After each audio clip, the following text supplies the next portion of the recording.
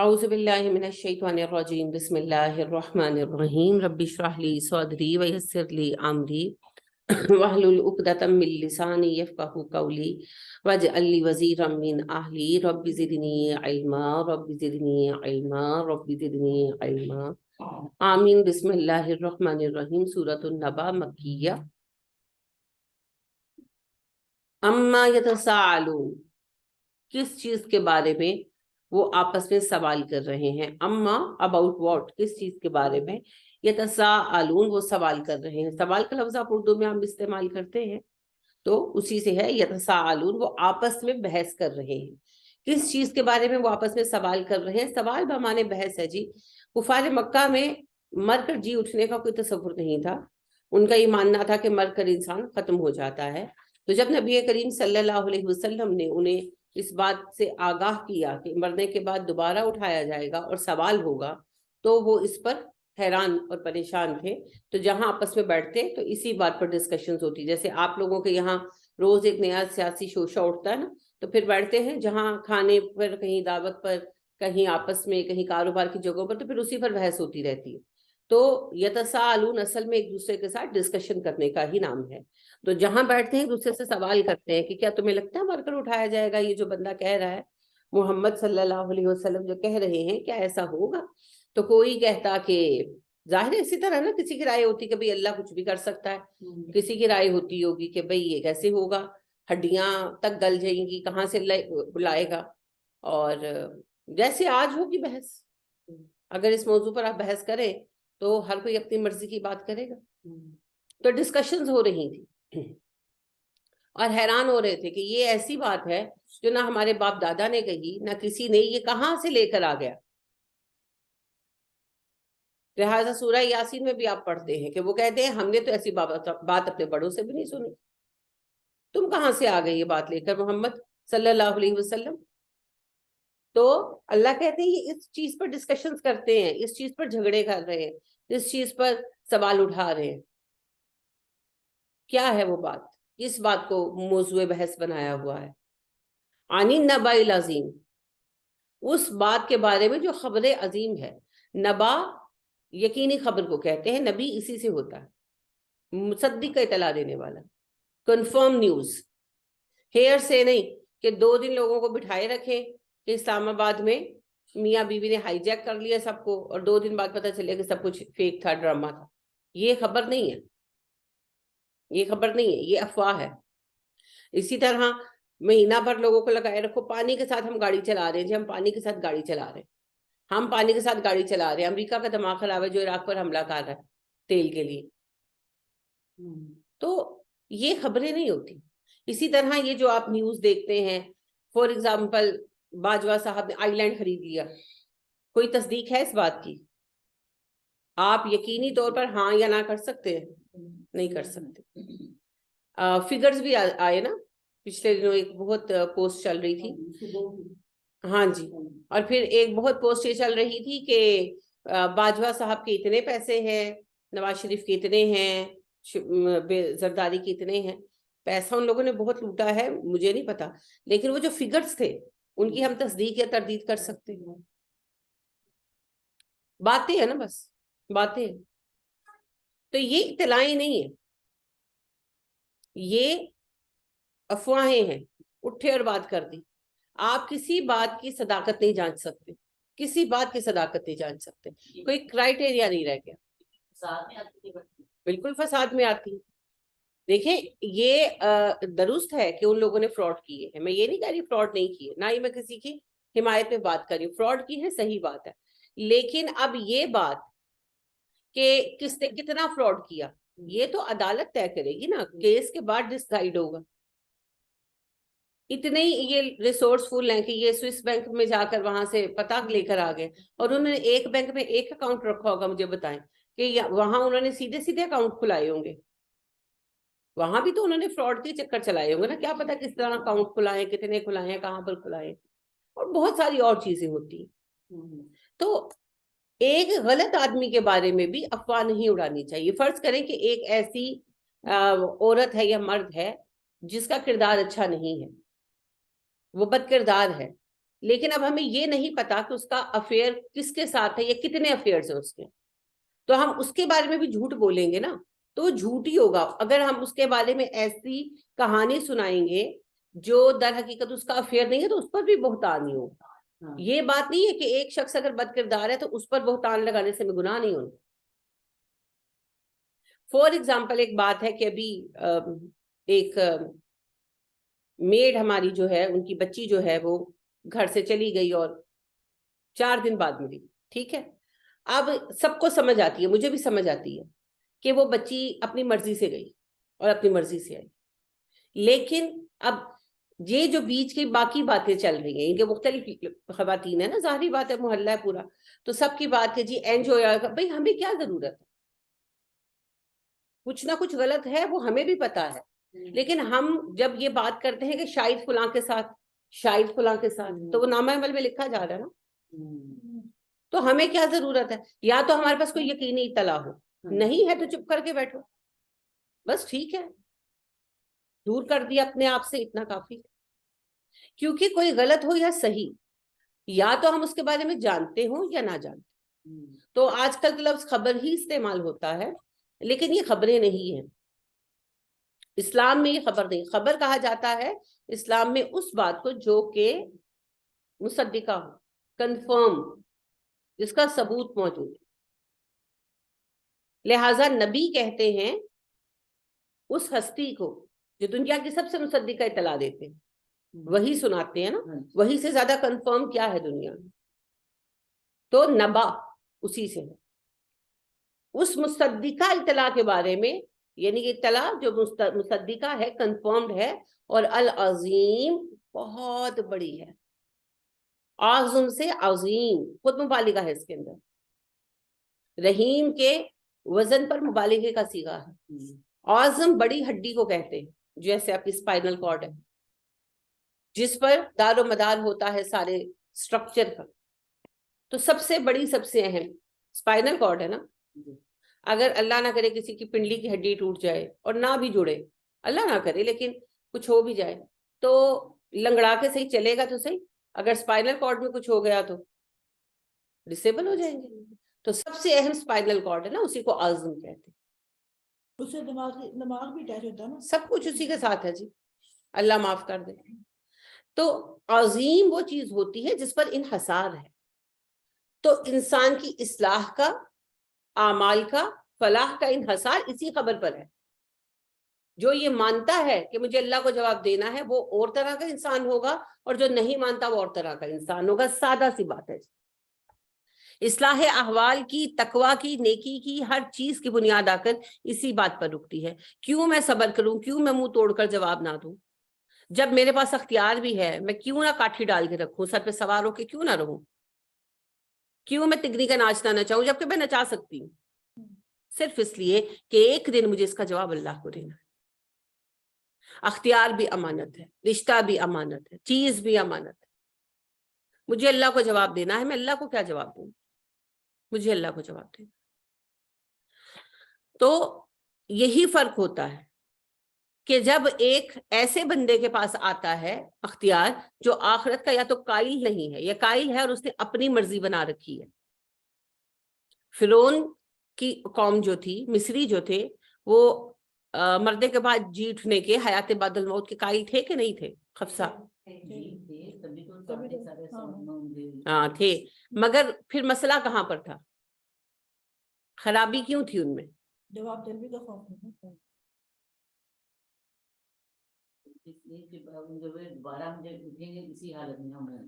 انہوں نے اپنی آخرت کا تصور بگاڑ رکھا تھا نا، آخرت کے اٹھائے جانے کو وہ حساب اور حشر کا دن نہیں سمجھتے تھے۔ ان کا یہ ماننا تھا کہ جو کچھ دنیا میں ہے وہ آخرت میں ایسے ہی ایز اٹ از مل جائے گا۔ تو آسفن وائل نے نہیں کہا تھا اچھا دوبارہ اٹھائے جائیں گے تو دنیا میں مال ہے بیٹے، آخرت میں بھی مل جائیں گے۔ پھر اللہ نے کہا اچھا ہم نے اسے غیب کی کتاب دی ہے پڑھنے کے لیے جو یہ ایسی باتیں کر رہا ہے۔ تو وہ بھی یہ مانتے تھے، لہٰذا آپ سب کو پتا ہے کہ ان کے غلام، ان کے کنیزیں پسندیدہ، ان کے پسندیدہ زیورات اور چیزیں جو ہیں وہ ان کے ساتھ ہی جو ہے رکھ دی جاتی تھی، اتنے بڑے بڑے احرام بنائے جاتے تھے، اور یہ مانا جاتا تھا کہ وہاں ان کی ابدی حکومت چلے گی۔ تو لوگ جو آخرت کو نہیں مانتے یا وہ لوگ جو آخرت کو مانتے ہیں مگر آخرت کے حساب کو نہیں مانتے. ہم بھی تو بے خوف ہے نا, ہم کیوں بے خوف ہے؟ اے چھڑا لے گا تو وہ چھڑا لے گا, ہم نے بھی تو اپنے بنائے ہوئے ہیں بہانے. تو وہ لوگ پھر اور طرح سے ریئیکٹ کرتے ہیں, لہٰذا جب ان کے پاس اختیار آتا ہے تو وہ فرعون بنتے ہیں, وہ قارون بنتے ہیں, وہ شداد بنتے ہیں. لیکن جب ایک ایمان والے کے پاس اختیار آتا ہے, جس کو یہ یقین ہوتا ہے کہ میرا حساب ہونا ہے, تو پھر داؤد علیہ السلام, سلیمان علیہ السلام جیسی مثالیں سامنے آتی ہیں.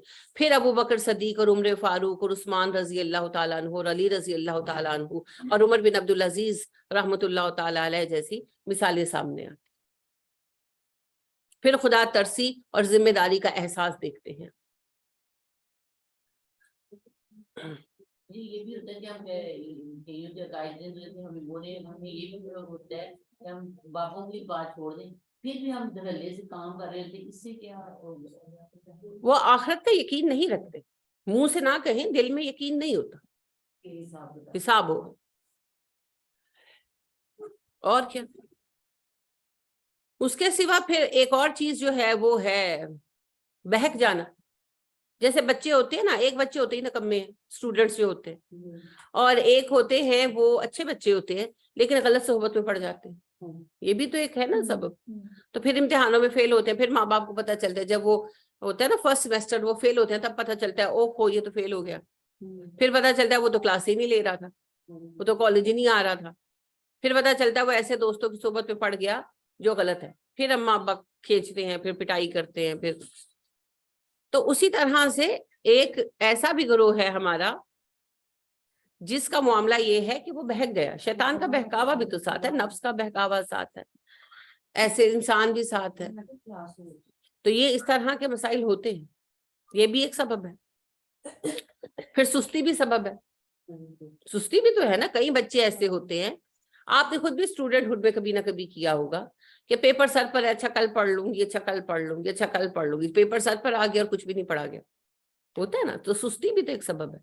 کل سے اور کیا ہے, ٹمورو نیور کمز. جو آج نہیں کیا وہ کل کیسے ہونا ہے, ٹمورو نیور کمز. ایک لوگ وہ ہیں جو واک پر جاتے ہیں اور ایک وہ ہے جو کل سے واک پر جاتے ہیں. تو ایک لوگ وہ ہیں جو آج نماز پڑھتے ہیں اور ایک وہ ہیں جو کل سے نماز پڑھتے ہیں, تو وہ کل آتا ہی نہیں. تو سستی بھی ایک سبب ہے. ٹھیک ہے, تو مختلف اسباب ہو سکتے ہیں. یہ تو پھر فرد پر ڈیپینڈ کرتا ہے, تو دیکھنا پڑے گا اس بندے کو کہ اس کے کیا اسباب. اسی لیے تو نبی کریم صلی اللہ علیہ وسلم نے ہمیں دعا سکھائی, اللہم انی اعوذ بک من العجز والکسل. آپ لوگوں کا یہ بڑا ہے, کوئی بات نہیں میں چادر پکڑ کے آپ کے ساتھ چلوں گی. اتنے دھڑلے سے لوگ یہ بات کہہ دیتے ہیں, پتہ نہیں ایسے کیوں کہتے ہیں. چادر کون سی چادر؟ انا للہ و انا الیہ راجعون. انڈر اسٹیمیٹ کرنا ہے اللہ کو, یہ تو مذاق بناتے ہیں.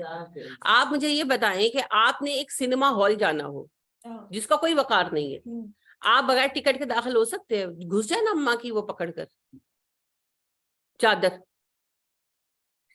تو ایسی بے وقت جگہ پر آپ جا نہیں سکتے, کسی اور ایسی جگہ پر نہیں جا سکتے.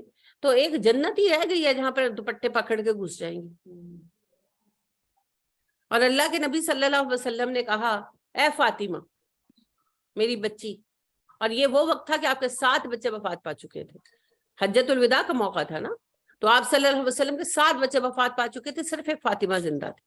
اور آپ کو اتنی شدت ہو گئی تھی ان کی محبت میں کہ حضرت علی رضی اللہ تعالیٰ عنہ جب حضرت درہ رضی اللہ تعالیٰ عنہ سے شادی کی اجازت مانگی تو آپ نے انکار کر دی, منبر پر کھڑے ہو کے انکار کی اور کہا میں حلال کو حرام نہیں کہتا, لیکن جو چیز میری بیٹی کو تکلیف دے گی مجھے بھی تکلیف دے گی. جب تک میری بیٹی ہے علی دوسری شادی نہیں کرے گی یا پھر میری بیٹی کو چھوڑ دے. یہ ایک پیورلی ایک باپ کی سٹیٹمنٹ تھی, یہ ایک نبی کی سٹیٹمنٹ نہیں تھی. کیوں ایسا کیا؟ آپ کی ایک ہی بیٹی, آپ خود بھی بیمار تھے پچھلے 2.5 سال سے, آپ کی بیٹی فاطمہ بھی سخت بیمار تھی اور آخری بیٹی زندہ بچی تھی آپ کی, تو آپ بہت سینسیٹیو ہو گئے تھے ان کے معاملے. اور پھر علی رضی اللہ تعالیٰ عنہ نے حضرت فاطمہ رضی اللہ تعالیٰ عنہ کے جیتے جی کوئی شادی نہیں کی. ہاں, حضرت فاطمہ رضی اللہ تعالیٰ عنہ کی وفات کے بعد انہوں نے 1 نہیں 2 نہیں 3 نہیں 7 شادیاں کی. اب آپ کہیں ان پر بھی کہ معاذ اللہ ان کو شوق تھا, بنائیں ان پر بھی باتیں. اینی ویز میں کہنا یہ چاہتی ہوں کہ اتنی شدید محبت تھی حضرت فاطمہ رضی اللہ تعالیٰ عنہا سے، لیکن حج کے موقع پر عرفہ کے میدان میں آپ نے فرمایا اے فاطمہ اس گمان میں مت رہنا کہ تم نبی کی بیٹی ہو، دنیا کے مال میں سے جو چاہو مجھ سے مانگ لو میں تمہیں دے دوں گا، لیکن آخرت میں تمہارے کسی کام نہیں آ سکتا۔ ایملی کام کرتی رہنا فاطمہ، کام کرتی رہنا فاطمہ۔ آپ نے نہیں کہا کہ میرے دوپٹے کا پلو پکڑ کے، میری چادر کا پلو پکڑ کے ساتھ چلی جانا، وہ کیا جملے ہم نے کالی کملی بنایا ہوا نا لفظ، تو کالی کملی میں گھس کے چلی جانا آپ نے تو نہیں کہا۔ آپ کے ایک ہی چچا اس وقت زندہ تھے، عباس رضی اللہ تعالیٰ عنہ، اور پیارے بھی بہت تھے آپ کو، تو آپ نے کہا میرے پیارے چچا عباس دنیا کے مال میں سے جو چاہیے مجھ سے مانگ لیجیے، لیکن اس زوم میں مت رہیے گا کہ نبی کے چچا ہیں، قیامت کے دن میں آپ کے کام نہیں آ سکتا۔ ایمیل کام کیجئے گا، کام کیجئے گا۔ پھپھو بھی ایک ہی زندہ تھی، صفیہ رضی اللہ تعالیٰ عنہ، کہا میری پیاری پھپھو صفیہ دنیا کے مال میں سے آپ کو جو مجھ سے چاہیے مانگ لے، میں انکار نہیں کروں گا، لیکن اس گمان میں مت رہیے گا کہ آپ نبی کی پھپھو ہیں، میں قیامت کے دن آپ کے کام نہیں آ سکتا۔ ایملی کام کیجئے گا، کام کیجئے گا۔ تو یہ جو ہم نے گمان بنایا نا کہ تیرا تاڑا دوپٹہ پھاڑ کے بڑھ جاواں گے، بس ہم نے مذاق بنا رکھا، مذاق بنا رکھا ہے، اس دن کی حقیقت کو سمجھتے نہیں ہیں، اس لیے یہ سب ہم نے تماشے کھڑے کر رکھے ہیں۔ جی جی بالکل اس دنیا کے اندر وہی بات ہے کہ آپ ایک ایگزامینیشن ہال میں آئی ڈی بھول جائے تو کوئی جانے دیتا ہے؟ کتنے ترلے کرتے ہیں، ہوا ہے کبھی آپ کے ساتھ؟ میرے ساتھ ہوا، شادی کے بعد میرا ایگزام تھا اور میں گئی اور میں آئی ڈی بھول گئی، عرفان مجھے چھوڑنے گئے تھے، تو میری شروع سے اللہ کا شکر ہے عادت یہ ہے کہ میں ایگزامینیشن کے ٹائم سے پہلے جاتی ہوں، کہ اگر 9 بجے پیپر شروع ہونا ہے تو میری کوشش ہوتی تھی میں 8:15 8:30 وہاں پہنچ جاؤں، تو وہ مجھے اس چیز نے بچا لی، اس عادت نے اللہ کے فضل کے بعد۔ تو میں وہاں پہنچی، اب آئی ڈی نہیں، تو میں نے کہا مجھے آئی ڈی لا دو، بڑے میں نے ان کی منتیں کی کہ مجھے اندر سینٹر کیا روم تو اندر تھا نا، باہر وہ صحن سے اندر نہیں جانے دے رہے تھے، تو میں نے کہا مجھے صحن میں تو جانے دو نا، آئی ڈی لے کر آ رہے ہیں، انہوں نے مجھے صحن میں بھی نہیں جانے دیا، یعنی کہ وہ گیٹ کے آگے کھلا تھا صحن، پھر اس کے آگے برآمدہ تھا، انہوں نے مجھے برآمدے میں نہیں جانے دیا، میں صحن میں ہی کھڑی رہی۔ عرفان واپس آئے میرے میاں اور پھر میری آئی ڈی لے کر آئے، آئی ڈی آئی ہے تو انہوں نے مجھے انٹر ہونے دیا۔ تو جنت کو کیا سمجھتے ہیں؟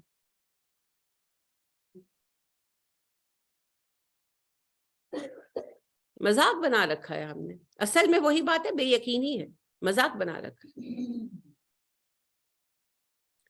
تو اللہ فرماتے ہیں یہ ایک مصدقہ اطلاع ہے، اور اطلاع بھی وہ ہے جو بہت عظیم ہے، ایسی اطلاع ہے جس پر دار و مدار ہے اخلاقیات کا، جس پر دار و مدار ہے ہمارے صحیح اور برے عمل کا، جس پر دار و مدار ہے ہماری پوری اس زندگی کا، اور پھر اس پر انحصار ہے اگلی زندگی کا۔ تو ماننے اور نہ ماننے والے برابر نہیں ہو سکتے۔ ماننے والے آپ کو نظر آئیں گے خلفائے راشدین جیسے، اور نہ ماننے والوں کو دیکھ لیں، فرعون، قارون، حامان، شداد، سب انہی میں نظر آئیں گے۔ اور آج بھی یہی ہے، دیکھیے جی، حکومت ہاتھ میں ہو یا نہ ہو، فرعونیت بھی ایک ذہنیت ہے اور خلافت و اطاعت بھی ایک ذہنیت ہے، لہٰذا دونوں رنگ کے لوگ آپ کو ملیں گے، دونوں رنگ کے لوگ ملیں گے۔ فرعونوں سے بھری پڑی ہے دنیا، ایک ہے 20 ہے، اور اسی طرح اللہ کے خلفاء سے بھی بھری پڑی ہے دنیا، چاہے انہیں حکومت ملے یا نہ ملے، جتنا نظام ملا اس کو اللہ کی رضا کے مطابق چلا لینا۔ یہ بھی تو ہر مومن اللہ کا نائب ہے کہ نہیں ہے؟ ہر مومن اللہ کا نائب ہے، ہر پاکستان کا سفیر ہے نا، ہر مسلمان اسلام کا سفیر ہے، ہر مومن اللہ کا نائب، وہ جتنا اس کا اختیار ہے اس میں اللہ کی نیابت کے قیام کا ذمہ دار ہے۔ تو یہ ہمارا ذمہ ہے، ہم سب بھی اپنی اپنی جگہ پر خلیفہ ہیں، نائب ہیں۔ تو یہ دو ذہنیتیں ہیں، یہ ایک جگہ نہیں ہو سکتی، یہ ایک بندے میں نہیں ہو سکتی۔ یا تو اللہ کے خلیفہ کی خلافت کی صفت ہوگی، نایابت کی صفت ہوگی، سوچ ہوگی، اور یا پھر فرعونیت ہوگی. حریت اور فرعونیت یہ ساتھ ساتھ نہیں چل سکتے. تو اللہ فرما رہے ہیں جس چیز کے بارے میں یہ بحث کر رہے ہیں وہ ایک مصدقہ اطلاع ہے جو ہر خیر کی بنیاد ہے، جو سب سے بڑی بات ہے. الذی وہ جو ہم وہ فیہ اس میں مختلفون اختلاف کر رہے ہیں. ایک ایسی بات جس میں یہ اختلاف کر رہے ہیں. کیوں کر رہے ہیں اختلاف؟ ماننا نہیں چاہتے نا. اصل بات تو ہے ماننا نہیں چاہتے. وحی کا بھی انکار کیا. ٹھیک ہے. اکثر لوگ یہ سوال کرتے ہیں کہ کس طرح مانا جائے کہ اللہ سب کو مرنے کے بعد اٹھائیں گے. اس کی کیا دلیل ہے؟ عقلی کئی دلیلیں ہیں، لیکن جو ہے کموڈٹی کے طور پر ہمارے پاس کوئی دلیل نہیں ہے. صحیح بات ہے، لیکن انکار کی کیا دلیل ہے؟ انکار کی کوئی دلیل ہے؟ انکار کی کوئی دلیل، وہ عقلی دلیلیں ہیں نا، عقلی اور علمی دلیلیں ہیں نا. آپ فزیکل نہیں لا سکتے کوئی ثبوت، جیسے بنی اسرائیل کو کہیں ملے. ہمارے پاس فزیکل کوئی واقعہ نہیں آیا. ٹھیک ہے، لیکن ہم قرآن کی بنا پر مانتے ہیں، ہم علم اور عقل کی بنا پر مانتے ہیں. عقل بھی ثابت کرتی ہے، لیکن کہتے ہیں کہ جی آپ اس کو یعنی کہ 2 + 2 = 4 کی طرح اسے پروف نہیں کر سکتے. کوئی پروف نہیں کر سکتا. لیکن ایسا نہیں ہوگا، اس کا پروف کیا ہے؟ کوئی نہیں ہے نا. تو مولانا مودودی ایک سوال کے جواب میں لکھتے ہیں، ایک لڑکے کا سوال تھا کہ اس کو آپ پروف کر سکتے ہیں، تو وہ ان کا اخبار آیا کرتا تھا ترجمان القرآن، تو اس کا سوال کے جواب میں وہ لکھتے ہیں کہ ہم اس کو پروف نہیں کر سکتے. یہ علم بالغیب اور ایمان بالغیب کا معاملہ ہے. تو ایک لمحے کے لیے آپ یہ سوچیں کہ ایک ایسی بات ہے جسے پروف نہ تو کیا جا سکتا ہے ہونا، اور نہ اس کا عدم، دونوں ہی پروف نہیں کیے جا سکتے. تو پھر آپ یہ مان کر چلیں کہ اس نے ہونا ہے. اگر نہیں ہوگا تو نقصان نہیں ہے نا. ہوگا تو کم از کم اگر ہوگا تو تیار تو ہوں گے اس کے لیے. لہذا بات یہ ہے کہ ایمان بالغیب ہے، اس کو پروو نہیں کیا جا سکتا، اس کا پروف نہیں لایا جا سکتا. جن کو پروف دیا گیا انہوں نے بھی کیا کہا؟ جادو ہے. جادو ہے. کیا کیا وہ تو بات کی بات ہے، کیا کہا وہ پہلی بات ہے. حضرت موسیٰ علیہ السلام نے وہ گائے والے واقعے میں گائے کا گوشت جب ٹچ کیا تو مردہ زندہ ہوا. کیا کیا انہوں نے؟ مان لیا. اللہ خود کہتے ہیں ثم قست قلوبکم من بعد ذلک فہی کالحجارۃ او اشد قسوۃ. تمہارے دل تو پتھروں سے بڑھ کر سخت ہو گئے ایسی نشانی دیکھنے کے بعد. اچھا، کوہ طور پر جب موسیٰ علیہ السلام 70 عالموں کو لے کر گئے تھے، سب مرے، اللہ نے دوبارہ زندہ کیا. پھر کون سا قوم نے مان لیا؟ مانا. تو بہت سچی بات اللہ فرماتے ہیں سورہ اعراف میں کہ نبی صلی اللہ علیہ وسلم اگر ہم سیڑھی دے دیں آپ کو آسمان تک اور آپ اس پر ان کو لے کر چڑھ جائیں اور یہ لوگ چڑھے اور جا کر دیکھ کر واپس آئیں تو نیچے آ کر کہیں گے ہم پر جادو کر دیا گیا. تو ایمان بالغیب ہی رہے گا. اصل میں جس سے اللہ نے غیب رکھ کر ہم سے ایمان کا تقاضا کیا، اسی لیے اسے غیب رکھا کہ دنیا کے محدود عقل کے ساتھ ہم اسے سمجھ ہی نہیں سکتے. اسی وجہ سے اسے ایمان بالغیب قرار دے کر ہمارے لیے آسانی کرتے. آپ مجھے بتائیں کہ جب نبی کریم صلی اللہ علیہ وسلم کا زمانہ تھا یا اس کے کچھ بعد بھی، کوئی یہ سمجھ سکتا تھا کہ اتنے چھوٹے جراثیم ہوتے ہیں؟ یا آپ یہاں بیٹھ کر موبائل فون پر بات کریں گے اور دوسرے ملک میں کال کر لیں گے اور آپ کی آواز سنی جائے گی؟ کوئی سوچ سکتا تھا؟ یہ سب جادو کے زور پر سوچا جاتا تھا. نہیں، ہمارے اگر آپ پیرنٹس کا بھی دور لگائیں تو یہ وائی فائی نیٹ کچھ بھی نہیں تھا، کوئی تصور نہیں تھا نا، کوئی سوچ نہیں سکتا تھا. لہریں چلتی ہیں اور آپ تصویر بھی دیکھ لیں گے. بالکل. تو عقل اور شعور جس چیز کو سمجھ نہیں پاتا اس کو ماننا ناممکن ہے.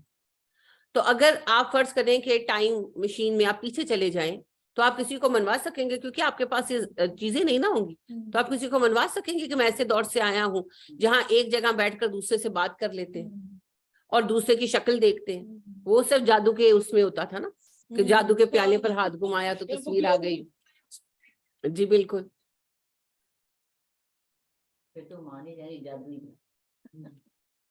تو مسئلہ یہ ہے کہ جو آخرت میں ملنے والا ہے وہ اتنا وسیع درجے کا علم ہے، وہ اتنی اعلیٰ درجے کی چیزیں ہیں کہ ان کو ہماری عقل احاطے میں نہیں لا سکتی. اب یہیں پر ایک اور مثال میں آپ کو حدیث سے دیتی ہوں کہ نبی کریم صلی اللہ علیہ وسلم نے کہا کہ جنت میں ایسے خیمے ہوں گے موتیوں کے جن میں اندر سے باہر دکھے گا, باہر سے اندر نہیں دکھے گا.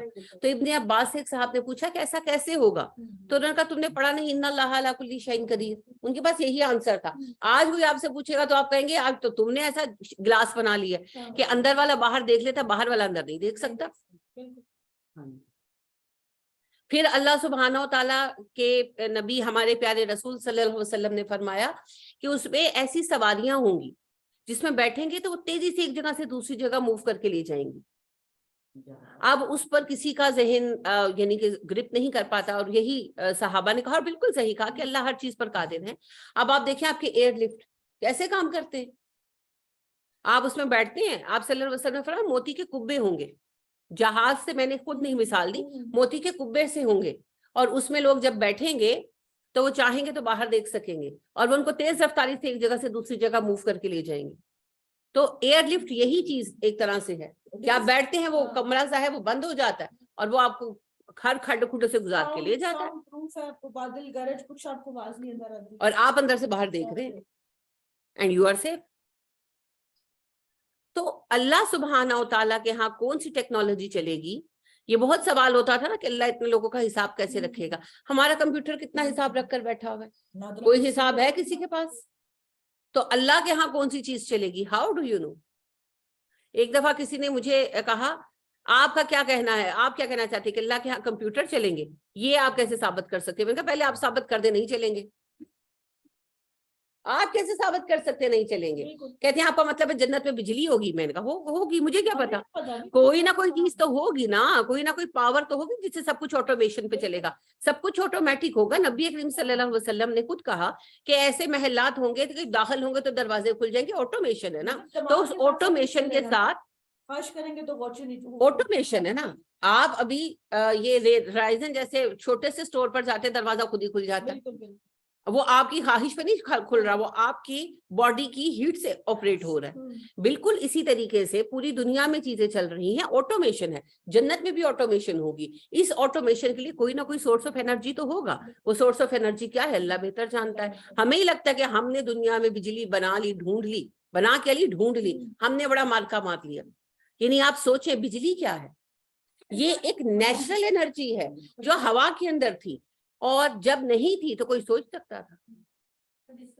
کوئی سمجھ نہیں پاتا تھا کہ یہ جو بلب ہے, جب بلب بنے تھے کہ بلب جلتا کیسے ہے, یہ کیسے جل سکتا ہے, نہ آگ ہے نہ کچھ ہے, کیسے جلتا ہے؟ بند کر دو. اور آپ اس چیز کو غور کریں کہ جس رب نے اس انرجی کو پیدا کیا اس کے لیے اور انرجی پیدا کرنا مشکل ہے. اور سب سے اہم بات یہ ہے کہ اس انرجی تک اپروچ بھی ہمیں اللہ نے دی.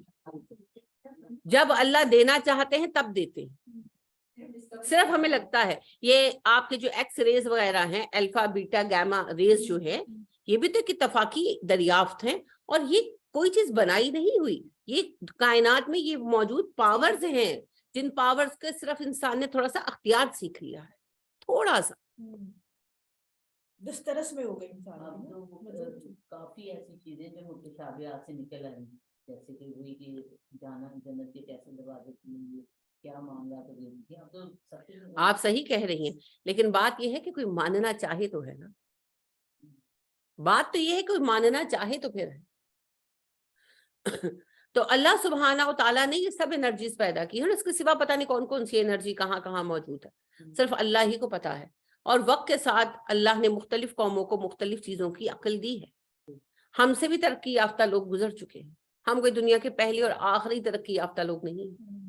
تو جنت کی زندگی جو ہے وہ بالکل ہی مختلف ہوگی, اور جہنم کی بھی بالکل مختلف ہوگی, جس کو ہم دنیا کی زندگی پر گمان نہیں کر سکتے. اسی لیے اللہ نے ہمارے لیے آسانی پیدا کر دی کہ اسے ایمان بالغیب مان. جب دیکھو گے تب پتہ لگ جائے گا کیسے چل رہا ہے سب کچھ. تو اللہ کہتے ہیں اتنی عظیم خبر کے بارے میں اختلاف رائے میں پڑے ہوئے ہیں, بحثیں کر رہے ہیں. یعنی بحثیں کیا ہے؟ وہی جو آج ہوتی ہیں کہ اللہ اتنے لوگوں کو کیسے زندہ کرے گا, اللہ اتنے لوگوں کا حساب کیسے لائے گا, اللہ کہاں کھڑا کرے گا. ہماری ٹینشن قیامت کو لے کر صرف ایک ہونی چاہیے, قیامت کے دن ہمارا کیا ہوگا, ہم کہاں کھڑے ہونے والے, بس. باقی اگلے کا مسئلہ ہے. اگر میں اپنے گھر 2000 لوگوں کو انوائٹ کرتی ہوں تو یہ میرا مسئلہ ہے کہ میں 2000 کو کہاں اکوموڈیٹ کروں گی. آنے والوں کا معاملہ صرف یہ ہے کہ انہوں نے بالکل, ان کا یہ مسئلہ نہیں ہے, ان کا مسئلہ یہ ہے کہ انہوں نے میرے گھر کس طرح آنا ہے, کس حال میں آنا ہے, دیٹس آل. تو اسی طرح کی بحثیں ان سب کی تھیں. اللہ کیسے اٹھائیں گے, کہاں کھڑا کریں گے, سب کا حساب کیسے ہوگا, اتنے لوگ گزرے ہیں, تعداد کہاں ہے, وغیرہ وغیرہ جو آج ہے. تو اللہ پاک یہ فرما رہے ہیں کہ اتنی عظیم خبر ملنے پر انہیں بس یہی اختلافات ہی سوچتے, تیاری کی فکر نہیں ہوتی. کلا ہرگز نہیں, سیعلمون ان قریب وہ جان لیں گے, ثم کلا سیعلمون پھر ہم کہتے ہیں ان قریب وہ جان لیں گے. اللہ کہتی ہے جتنے اختلاف کر رہے ہیں نا, جو کہہ رہے ہیں زمین کہاں سے آئے گی, کھڑے کہاں کریں گے, اللہ اٹھائیں گے کیسے, اتنے لوگ حساب کیسے ہوگا, اتنے لوگوں کی یعنی لسٹ کہاں سے نکلے گی, تو بات یہ ہے کہ ان کو باتیں کرنے دو. ان قریب انہیں پتہ لگ جائے گا کیسے ہوتا ہے سارا کچھ, ان قریب پتہ لگ جائے گا. علم کیا نہیں, نجعل بنایا ہم نے, الارض زمین کو, مہادا بچھونا, مہد کہتے ہیں گود کو, بیٹھنے کی جگہ کو.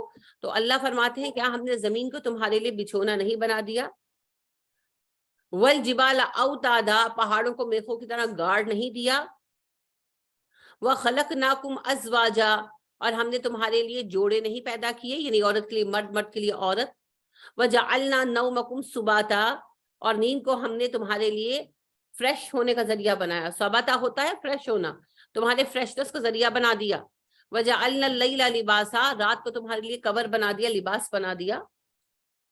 رات دن کا سسٹم ہی ہے نا جس کی وجہ سے ہم اپنی زندگی میں کچھ ڈسپلن رکھے ہوئے ہیں, مجبوری ہی سے صحیح.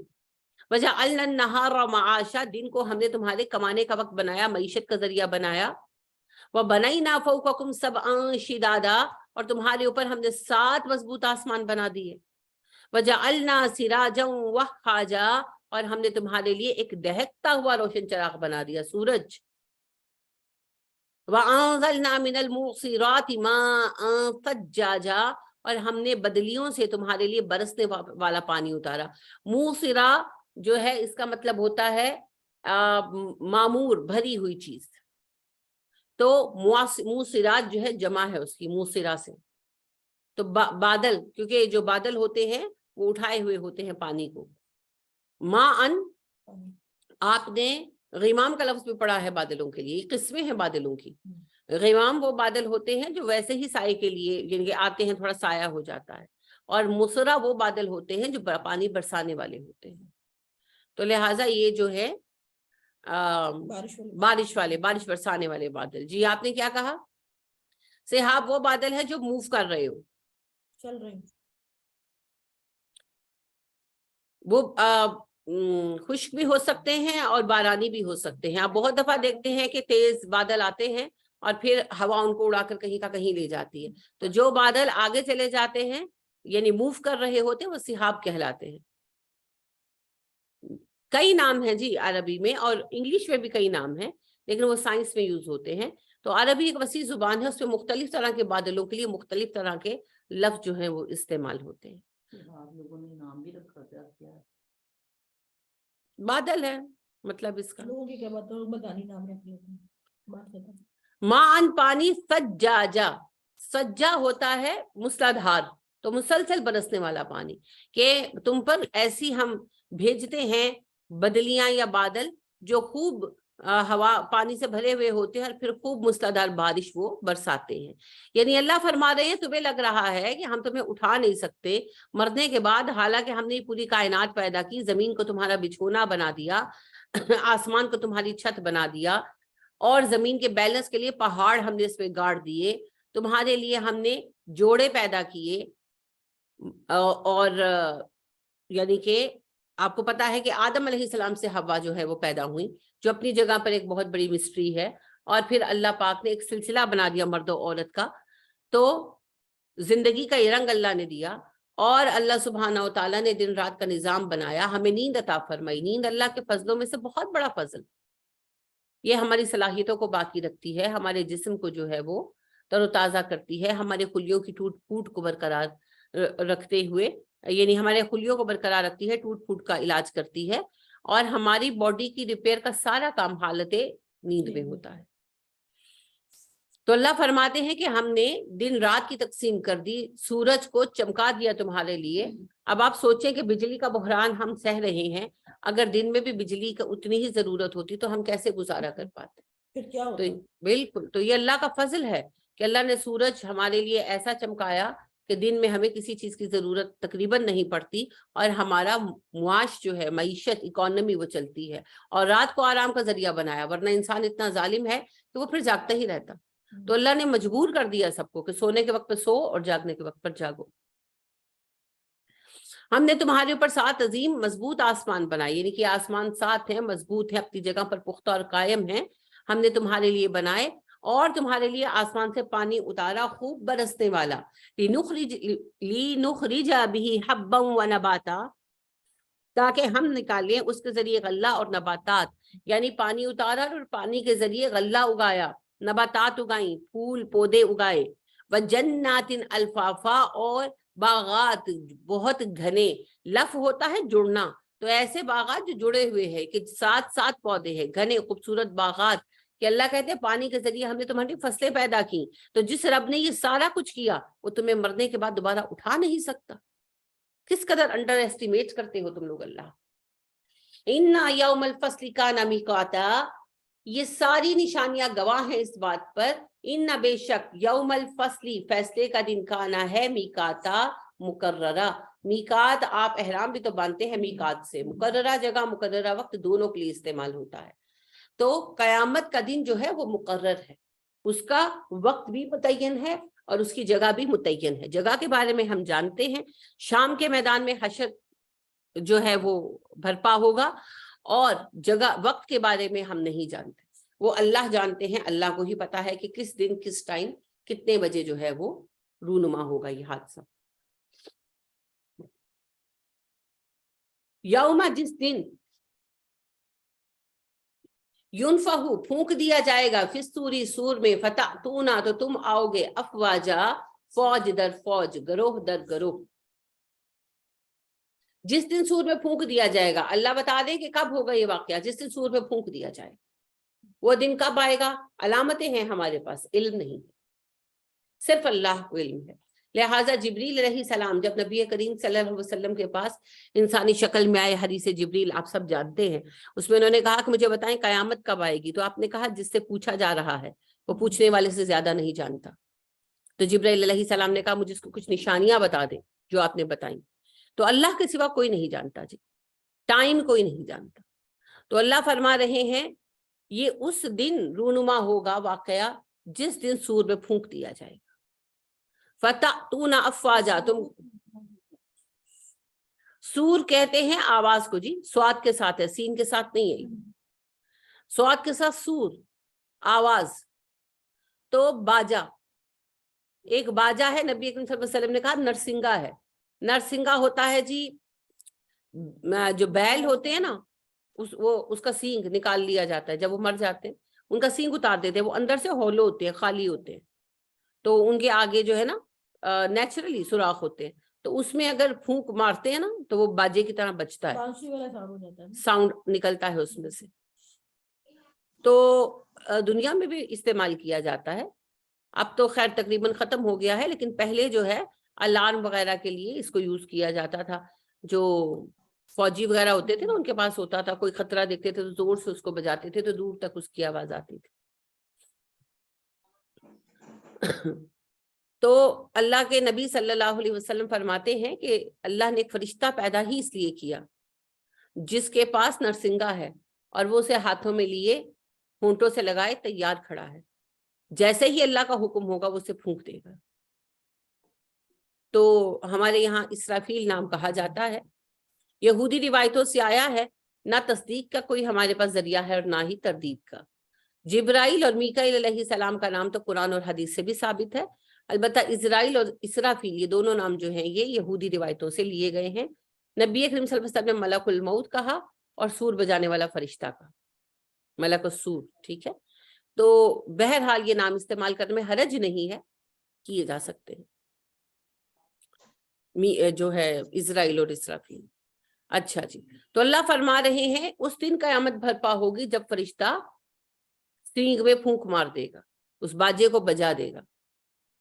फतातून अफवाजा, तुम गरो दर गरो आ जाओगे, यानी जिस तरह कौमें हैं उस तरह आ जाएंगे, हर अहद के एतबार से, हर इलाके के एतबार से। वफूतिहत, खोल दिया जाएगा, अस्समा, आसमान, फकानत अबवाबा, वो हो जाएगा दरवाजे ही दरवाजे। कल भी आपने पढ़ा ना सूरह मुरसलात में कि आसमान के दरवाजे खोल दिए जाएंगे। तो आसमान में बहुत सारे दरवाजे हैं जी जिनसे फरिश्ते उतरते और चढ़ते, लेकिन वो बंद रहते हैं, सिर्फ उन्हीं के लिए खोले जाते हैं जिनके लिए अलाउड है। लिहाजा जब आप मेराज पर भी गए ना आप सल्लल्लाहु अलैहि वसल्लम, तो आप कहते हैं कि पहले आसमान के दरवाजे पर पहुंचे तो दरवाजा बजाया जिब्राइल, तो पूछा गया कौन है, उन्होंने कहा मैं जिब्राइल। तो कहा साथ कौन है आपके, तो आपने कहा, जिब्राइल ने कहा मोहम्मद सल्लल्लाहु अलैहि वसल्लम। तो उन्होंने कहा कि जी इनके लिए हमें ऑर्डर दिए गए थे, तो दरवाजे खोल दिए गए। फिर दूसरे आसमान पर गए तो दरवाजा बजाया जिब्राइल ने, और पूछा गया कौन है, जवाब दिया जिब्राइल। पूछा गया साथ कौन है, उन्होंने कहा जी मोहम्मद। तो फिर उन्होंने यही कहा कि हाँ इनके लिए हमें ऑर्डर्स दिए गए थे, और यही वाकया 7 आसमानों पर पेश आया। तो अल्लाह के नबी सल्लल्लाहु अलैहि वसल्लम को भी आइडेंटिटी देकर जाना पड़ा, और आसमानों पर, जन्नत उसके आगे की चीज है। हमें कितनी खुशफहमी है, दुपट्टा फाड़ के बढ़ जाएंगे, ये बहुत ही खुशफहमियां हैं। या तो खुश गुमानी है या बदगुमानी है, या तो खुश अकीदगी है या बद अकीदगी है। अब पर्सन टू पर्सन वेरी करता है कि क्या है। कयामत के दिन भी यही होगा जी। नबी अकरम सल्लल्लाहु अलैहि वसल्लम फरमाते हैं जब मैं जाऊंगा तो जन्नत के दरवाजे को बजाऊंगा, पुले सरात क्रॉस करके ना मैं जाऊंगा तो जन्नत का दरवाजा बजाऊंगा। तो मालिक जन्नत रिजवान सवाल करेंगे अंदर से कौन है, तो मैं कहूंगा मैं मोहम्मद। तो वो कहेंगे जी सबसे पहले आप ही के लिए दरवाजा खोलने का कहा गया था, और फिर दरवाजा खोला जाएगा सल्लल्लाहु अलैहि वसल्लम। तो विदाउट आइडेंटिटी और विदाउट टिकट कोई जन्नत में नहीं जाएगा। टिकट कौन सी होगी जी, नामाए अमल। सबके हाथ में उसका नामाए अमल होगा, सब जन्नतियों की लिस्ट पहले से फरिश्तों के पास होगी। हर जगह पे यही तरीका होता है, लिस्ट बनी होती है जिन्होंने एंटर पे जो हमें बस जन्नती वेली लगती है ना, हमें लगता है कि हम अक्लमंद हैं। अल्लाह के हाथ कोई जो है ना वो देहात का आलम होगा। हाँ नहीं, जन्नत में तो सिस्टम का हम सोच ही नहीं ना सकते। जन्नत तो हमारे ख्याल में जो है वो एक गांव देहात होगा जहां पर बैठकर शराब पिएंगे और नाच गाना चलेगा। लोगों के ज़हन यही है ना, इन्ना लिल्लाहि व इन्ना इलैहि राजिऊन। तो आसमानों के वो दरवाजे खुलते हैं सुबह शाम फरिश्तों के लिए। रूह के लिए भी आप फरमाते हैं कि जब कोई इंसान मरता है तो उसकी रूह ले जाई जाती है। अब हर किसी की अपनी औकात है कि कौन सा पहले तक जाता है कौन सा दूसरे तक। तो पहले आसमान के दरवाजे पर ही जब फरिश्ते नॉक करते हैं तो पूछते हैं अंदर वाले फरिश्ते नेक रूहों की कौन है, इसके आने से तो यानी हर तरफ खुशबू फैल गई है। तो वो जवाब देते हैं कि फुला बिन फुला। तो वो कहते हैं हाँ जी हमें इजाजत दी गई थी इसके लिए। तो एक आसमान या 2 या 3 जिसकी जितनी हैसियत है वहां तक उसको पहुंचाया जाता है। फिर वहां वो अल्लाह से बात करते हैं, वो रूह यानी अल्लाह उस रूह से बात करते हैं, फरमाते हैं, और फिर उसके लिए मकाम मुतय्यन किया जाता है इल्लियीन का। और जो बुरा होता है उसकी रूह को जब लेकर जाते हैं और दरवाजा बजाते हैं तो मुहाफिज फरिश्ते कहते हैं किस मुसीबत को लेकर आए हो, इसके बदबू से तो हम लोग तकलीफ में आ गए हैं। फिर वो कहते हैं फुला बिन फुला। तो वो कहते हैं हमें तो इसके लिए कोई हुक्म नहीं मिला, हमें तो दरवाजा खोलने का ऑर्डर नहीं है। तो फिर अल्लाह फरमाते हैं इसके लिए कोई हाजिरी नहीं है, इसको सिज्जीन में डाल दो। तो वहीं से फरिश्ते फेंकते हैं और वो सिज्जीन में कैच कर लिया जाता है। तभी हिंदू कहते हैं रूह में भटकती है उनकी बता। नहीं, इस बात से कैसे लिंक किया आपने रूह के भटकने को? वही कहते हैं दरवाजे बंद है और रूह नहीं, आप नया नजरिया ना पैदा करें, पहले ही बड़े नजरिए। चली गई ना, कैच कर ली, क्या कहा, कैच कर लिया सिज्जी ने। जो रूह फेंकी जाती है वो सिज्जीन में फेंकी जाती है जी, इट्स अ सिस्टम। वहां सिज्जीन के जो मुहाफिज हैं वो पकड़कर कैद में डाल देते हैं, ठीक है। बीच में जो है ना शोशा ना छोड़ा करें, कल को फतवा लग जाएगा कि फलकनाज कहती है कि वो वहां से जो रूहें छोड़ी जाती है वो दुनिया में भटकती फिरती है। दुनिया में कोई रूह नहीं भटकती जी। जो बदरूहें हैं वो सिज्जीन में कैद हैं, जो नेक रूहें हैं वो इल्लीयीन में आराम फरमा है, ठीक है। हिंदू ये बिल्कुल नहीं कहते ہندو یہ کہتے ہیں کہ روحیں جو ہیں وہ چلی جاتی ہیں اپنے مقامات پر، جو بھی ان کا مقام ہے. ان کے اب عقیدے اس کے بارے میں مختلف ہیں، ان کے عقیدے بہت الجھے ہوئے ہیں روحوں کے بارے میں. ایک مسئلہ تو ان کا آواگون کا ہے نا کہ روح دوبارہ پیدا ہو گئی. اب وہ روح اگر دوبارہ پیدا ہو گئی تو پھر تو وہ دوبارہ پیدا ہو گئی. اب کون سا جنم پہلا جنم ہے، کون سا جنم 7واں جنم ہے، who can decide؟ کوئی اس کا حساب نہیں ہے نا. اور روحوں کے بھٹکنے کا ان کے ہاں صرف اتنا نظریہ ہے، صرف اتنا کہ اگر ان کے نہیں کہ اگر جب کوئی انسان مرتا ہے اسے اپنی چیزوں سے بہت لگاؤ ہوتا ہے اور وہ 40 دن تک اپنی چیزوں کے قریب ہی رہتا ہے، یعنی کہ وہ اس کو محبت ہوتی ہے. تو اس کے پیچھے اگر صدقہ خیرات پنڈان وغیرہ نہ کیا جائے اور پوجا نہ کرائی جائے تو پھر وہ روحیں جو ہیں وہ بے قرار رہتی. تو ان 40 دن ان کے پیچھے پنڈان کراؤ تاکہ وہ موکش پائیں، مغفرت پائیں اور چلی جائیں. اس کے بعد ان کا یہ ماننا ہے کہ جن کے پیچھے پنڈان نہیں کیا جاتا یا جن کی خواہشیں ادھوری رہ جاتی ہیں وہ موکش یعنی کہ مغفرت نہیں پا سکتے. وہ بے قرار پھرتے رہتے ہیں کسی ایسے بندے کی تلاش میں جو ان کے مغفرت کے حصول میں ان کو ہیلپ آؤٹ کر سکے. جو آپ کہہ رہی ہیں وہ کسی حد تک عیسائیوں کا عقیدہ ہے کہ عیسائی یہ مانتے ہیں کہ آسمان اور زمین کے درمیان لٹک جاتی ہیں وہ روحیں جو بدروحیں ہیں. نیک روحیں آسمان پر لے جائی جاتی ہیں اور بدروحیں چھوڑ دی جاتی ہیں. اب وہ بدروحیں جو ہیں وہ ڈھونڈتی پھرتی ہیں کہ کوئی بندہ ملے جس کے ذریعے ہم اپنے نجات کا رستہ حاصل کر سکیں. تو وہ پھر اٹیک کرتی ہیں انسانوں پر، کبھی اپنی نجات کے راستے کے لیے اور کبھی ویسے ہی آؤٹ آف دیئر نیچر کے وہی لوگوں کو ستانے کے لیے. تو ان کے ہاں جن زندگی کا تصور جنات سے جڑا ہوا نہیں ہے، بیڈ اسپرٹس کے ساتھ جڑا ہوا ہے، ایول اسپرٹس کے ساتھ. اور یہ ساری ہی باتیں بیکار. ٹھیک ہے جی، اسی سے آیا ہے نا، یہ تو کلیئر ہے. یہاں کے لوگ جب مسلمان ہوئے تو ڈیفینیٹلی انہوں نے یہ کوسچنز کیے کہ بھئی کیسے مغفرت ملے گی، کیسے ہوگا. تو اس پر پھر علماء نے نرمی برتی وتھ گڈ انٹینشن کہ ان کے بہن دور نہیں ہو رہے تو چلو تم لوگ 40 دن دعائیں پڑھ لو وغیرہ. تو اس سے پھر یہ چلوں کا چیلم کا رواج پڑ گیا.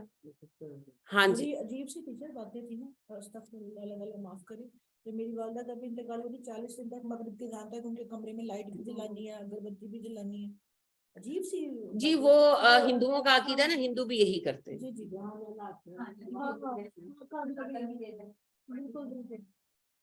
وہ اسباب یہی مانے جاتے ہیں نا کہ روح اسی جگہ پر اسیر رہتی ہے تو اس کو کمفرٹ دے اور اس کو ہیلپ کرے کہ وہ پھر یعنی کہ وہ روح، یعنی کہ وہ یہ بھی مانتے ہیں ہندو کہ روح جائزہ لیتی ہے نا کہ میرے بعد کیا ہو رہا ہے. تو اگر معاملات سیٹل ہوں گے، بچے ٹھیک رہیں گے، جھگڑے نہیں ہوں گے تو پھر ابا جی کو زیادہ تسلی ہوگی and he would like to go. یہ باتیں ویسے آپ نے بتائی ہیں کہ ابھی وہ جو برتن استعمال کرتے ہیں نہلانے کے لیے وہ بھی یوز کر سکتے ہیں، ورنہ لوگ تو وہ عجیب چھوٹ چھاٹ کا سسٹم تھا نا کہ جو چیزیں استعمال کی آپ نے نہلانے میں وہ صدقہ کرنے استعمال ہی نہیں کرنی، صابن کو یوز نہیں کرنا. یہ تو اللہ تعالیٰ نے آپ کو ذریعہ بنایا کہ ہمیں ہدایت کی طرف لے کر گئی. الحمدللہ ان چیزوں کی کوئی حقیقت نہیں ہے. جی نبی کریم صلی اللہ علیہ وسلم نے فرمایا مومن تو زندہ بھی پاک ہے اور مومن تو مر کر بھی پاک ہے. لہٰذا نہانے کے بارے میں بھی آپ صلی اللہ علیہ وسلم نے فرمایا چاہو تو نہا لو. تو یہ کوئی ایسی مسائل نہیں ہے. ہم نے ہندوؤں سے سب کچھ سیکھا نا، ہندوؤں کی ثقافت ہم پر حاوی ہے. تو اللہ سبحانہ و تعالی جو ہے وہ فرما رہے ہیں کہ آسمانوں کے سب دروازے اس دن کھول دیے جائیں گے. قیامت جب برپا ہوگی اس دن بھی، اور یوم الفصل کے دن بھی تو ایسا ہی ہوگا، یعنی کہ حشر کے دن بھی تو فرشتے سامنے کھڑے ہوں گے. تو یہ جو آج ہمیں نظر نہیں آتے آسمان کے دروازے اور سب کچھ، تو سب کچھ تو اوپن ہو جائے گا. لہٰذا دونوں کے لیے ہی یہ معنی صحیح ہے کہ آسمان کے دروازے کھل جائیں گے، فکانت ابوابا، وہ دروازے ہی دروازے ہو جائے گا. ان گنت فرشتے ہیں، ان گنت فرشتے ہیں. ہمارے پاس کوئی عدد نہیں جس سے ہم فرشتوں کی تعداد کو سمجھ سکے. تو وہ اتنے فرشتے آتے ہیں جاتے ہیں، ہر وقت دنیا میں کام چل رہا ہے، تو کتنے دروازے ہوں گے، ہے نا. تو وہ سب دروازے کھل جائیں گے تو دروازے ہی دروازے نظر آئیں گے. غائب ظاہر ہو جائے گا.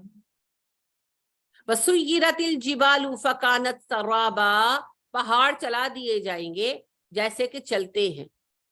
پہاڑ چلا دیے جائیں گے, یہ اینڈ آف ٹائم کی, قیامت کی بات ہے نا, کہ پہاڑ اپنی جگہ چھوڑ دیں گے, موو کر جائیں گے. دھماکے اتنی شدت سے ہوں گے, بہت بڑا دھماکہ ہو یا زلزلہ ہو, اللہ معاف کرے, تو مکان نہیں موو کر جاتے, تو پہاڑ موو کر جائیں گے اپنی جگہ سے اور پھر ٹوٹ کر بکھر جائیں گے.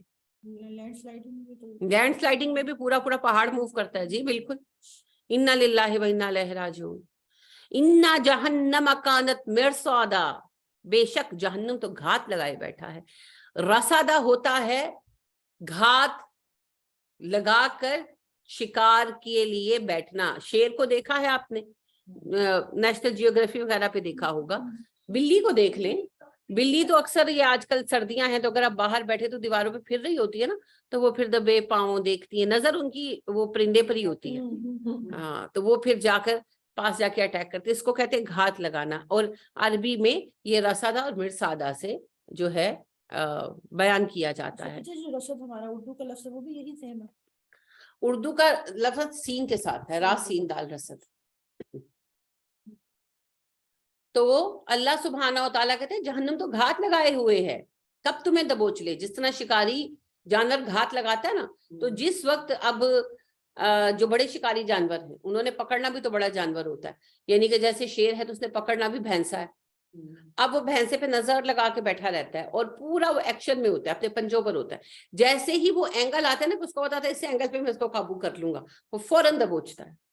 تو اللہ کہتے ہیں جہنم تو گھات لگا کے بیٹھی ہے, کب موقع ملے کب وہ دبوچے, کوئی رعایت نہیں کرنے والی. اللہم انی اعوذ بک من عذاب النار. یہاں پر ایک بات میں آپ سے عرض کروں کہ یہ جو باتیں ہیں نا کہ ٹھنڈ سے بھی پناہ مانگیں جہنم کی, اور فلانی سے بھی پناہ مانگے, ڈمکانی سے بھی, ہمارے نبی نے ہمیں ایک ہی چیز سکھائی, اللہم انی اعوذ بک من عذاب النار. نار جو ہے وہ آگ کے لیے نہیں ہے, نار جہنم کا ایک نام. ٹھیک ہے, تو اللہ نے بھی ہمیں یہی سکھایا, ربنا آتنا فی الدنیا حسنۃ وفی الآخرۃ حسنۃ وقنا عذاب النار. تو یہ کافی ہے, یہ ڈیٹیلنگ کی ضرورت نہیں ہے. جہنم کا ایک نام ہے کہ در کا ہے؟ نہیں, نام ہے, نام ہے. نام ہے. جہیم, سعیر, نار, یہ جہنم کے نام ہیں, صفاتی نام ہے اس کے.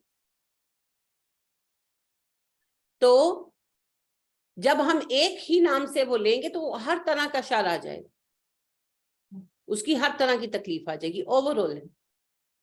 اب یہ والی جو باریکیاں ہیں نا, ان کو کرنے کی وہ ضرورت نہیں. یہ اب کچھ ایسے سننے میں آ رہا ہے کہ جی ٹھنڈ کا بھی آپ کی پناہ مانگے, اب کچھ سالوں سے, یہ پہلے نہیں تھا. یہ اصل میں جنہوں نے کچھ نہیں کرنا ہوتا نا, اور جو اپنے آپ کو اللہ سے بھی اور نبی کریم صلی اللہ علیہ وسلم سے بھی زیادہ وہ سمجھتے ہیں دانشور, یہ ان کی بے وقوفیاں ہیں. سعد بن عبادہ رضی اللہ تعالیٰ عنہ کے بیٹے دعا مانگ رہے تھے, اللہ میرے لیے جنت میں ایک سفید موتیوں کا محل بنا. آگے کچھ اور بھی وہ کہہ رہے تھے, تو انہوں نے روک دیا, کہا بیٹے اللہ سے صرف جنت مانگا کرو, کہ ڈیٹیلنگ کرنے کی ضرورت نہیں ہے. ٹھیک ہے کسی خاص چیز کی آرزو ہے تو آپ کبھی کہہ دیں, لیکن وہ بچہ تھا نا, تو وہ کہہ رہے تھے کہ اللہ جی سفید موتی کا محل بنا جس میں, اب جس میں پر حضرت سعد بن عبادہ نے روک دیا نا, اب پتہ نہیں وہ بچہ تھا کیا کہتے, کیا مانگتے. تو انہوں نے کہا کہ میرے پیارے بچے اللہ سے صرف جنت مانگا کرو, نبی اکرم صلی اللہ علیہ وسلم نے ہمیں یہ سکھایا, اور اتنا ہی کافی. اب ہم اللہ سے جب جنت مانگے کہ جنت میں کیا کیا مل جائے گا, آپ کو آلریڈی پتا ہے کہ جنت میں 2 جاگیریں ملنی ہیں, اور وہ ہماری سوچ سے بھی پرے ہیں, تو ڈیٹیلنگ کی ضرورت نہیں ہے. اسی طرح جب ہم کہتے ہیں اللہ ہمیں جہنم سے بچا, تو بس اتنا کافی ہے, اللہ ہمیں جہنم سے اوور آل بچائے گا انشاءاللہ. اب اللہ سردی کا عذاب نہ دینا, اللہ گرمی کا عذاب نہ دینا, تو وہاں تو اور بھی عذاب ہے. پھر عذابوں کی لسٹ پہلے تیار کرو بیٹھ کر, انا للہ و انا الیہ راجعون. تو اللہ اور رسول سے آگے بڑھنے کی کوشش کی ضرورت نہیں. کچھ چیزیں بہت عجیب لگتی ہیں مجھے, جیسے یہ دعا ہے نا, اللہم انی اعوذ بک من عذاب القبر, تو پھر اس پر کیا ایڈ ہوتا ہے, اللہم انی اعوذ بک من عذاب القبر وعذاب الحشر وعذاب الفلانا اور عذاب الفلانا. جب آپ نے عذاب القبر کہا, اس میں مرنے سے لے کر علیین تک کے دخول کے سارے مرحلے آ گئے. اور جب عذاب النار کہا یا عذاب الجہنم کہا, تو اٹھائے جانے سے لے کر دخول جنت تک کے سب مرحلے آ گئے. سادہ بات. تو بس اللہ کی عافیت مانگے. نبی اکرم صلی اللہ علیہ وسلم کی اتنی خوبصورت بات ہے, اتنی خوبصورت بات ہے, اور مجھے بہت محبوب ہے. آپ نے کہا سب سے اچھی دعا جس نے مانگی بس یہ مانگی, اللہم انی اسألک المعافات فی الدنیا والآخرہ. اللہ میں عافیت مانگتا ہوں دنیا میں بھی آخرت میں. گل نہیں مکاؤ, جھگڑا ہی چکاؤ, بس عافیت مانگ لو, ختم. اللہم انی اسألک المعافات فی الدنیا والآخرہ, میں عافیت مانگتا ہوں دنیا میں بھی آخرت میں بھی. اب اللہ کو ہم سے بہتر پتا ہے کہ کہاں کہاں عافیت چاہیے. بس سب سے بہترین دعا بھی شب قدر کی یہی سکھائی, اللہم انک عفو کریم تحب العفو فاعف عنی. مختصر بات. اما عائشہ کہتی ہے نبی اکرم صلی اللہ علیہ وسلم لمبی لمبی دعائیں نہیں مانگتے تھے, اور نہ ہی دعاؤں میں رائم کرتے تھے.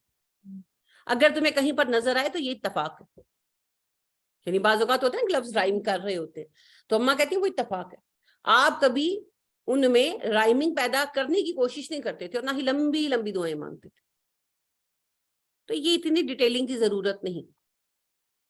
ہماری تسلی نہیں نہ ہوتی جب تک اس طرح اعتبار نہیں ہے, یقین نہیں ہے. نبی اکرم صلی اللہ علیہ وسلم بدر جیسے شدید موقع پر کہتے ہیں یا حیو یا قیوم برحمتک استغیث.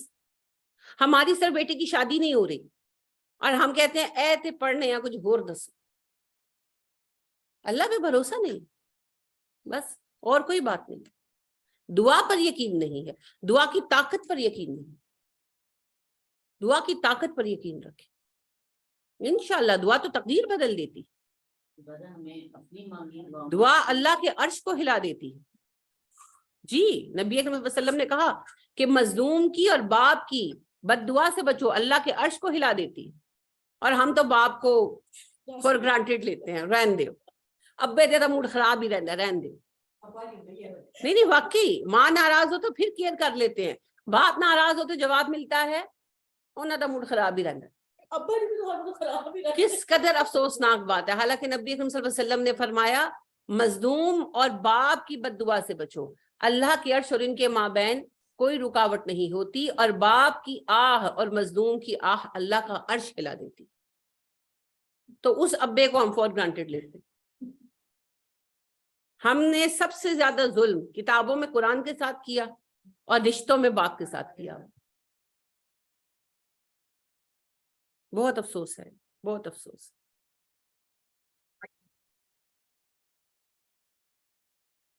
تو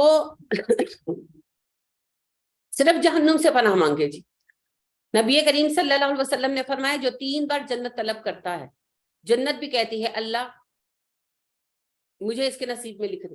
اور جو 3 بار جہنم سے پناہ مانگتا ہے, جہنم بھی دعا کرتی ہے اللہ اسے مجھ سے بچا لینا.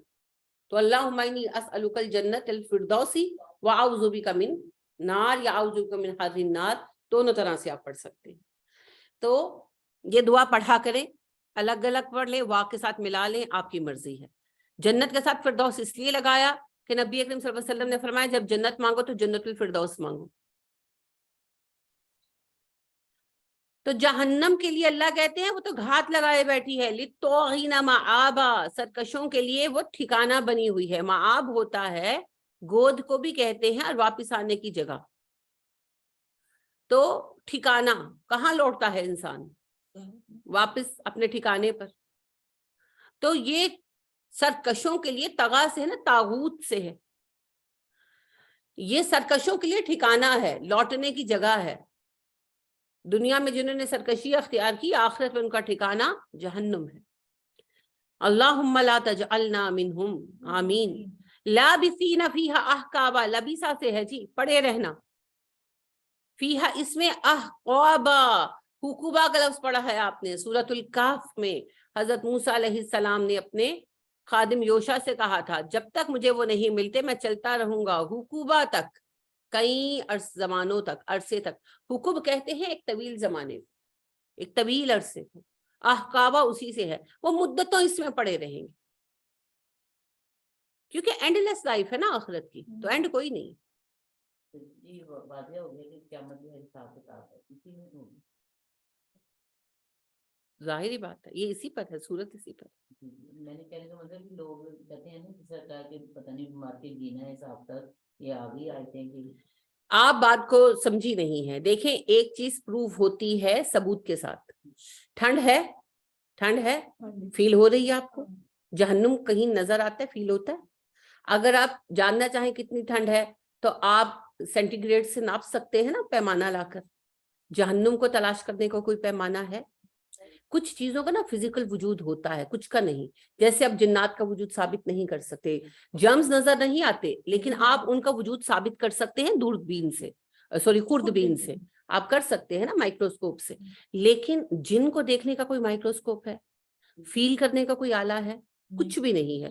لہٰذا آپ اپنا عقیدہ رکھتے ہیں کہ جن ہیں, لیکن آپ اس کا پروف نہیں دے سکتے. کوئی تصویر, کوئی نظر آنے کا ٹول کچھ نہیں ہے. اسی طرح فرشتے ہیں, اس وقت زمین سے آسمان تک ہیں, بھرے ہوئے ہیں. آپ ثابت کر سکتے ہو؟ نہیں کر سکتے. بالکل اسی طریقے سے جہنم ہے, یہ حق ہے, اس وقت بھی ہے. جنت ہے, یہ حق ہے, اس وقت بھی ہے. اور جنت اور جہنم میں فیصلے کے بعد جانا بھی حق ہے. لیکن اس حق کا تعلق صرف وہی پر ایمان لانے سے ہے. اگر کوئی کہے کہ ثابت کرو جہنم ہے, آپ نہیں کر سکتے. کوئی کہے ثابت کرو جنت ہے, نہیں کر سکتے. سمجھ گئے؟ یہ تو صرف ایمان بالغیب کا معاملہ ہے. ماننا ہے تو مانو, نہیں ماننا لا اکراہ فی الدین. ٹھیک ہے.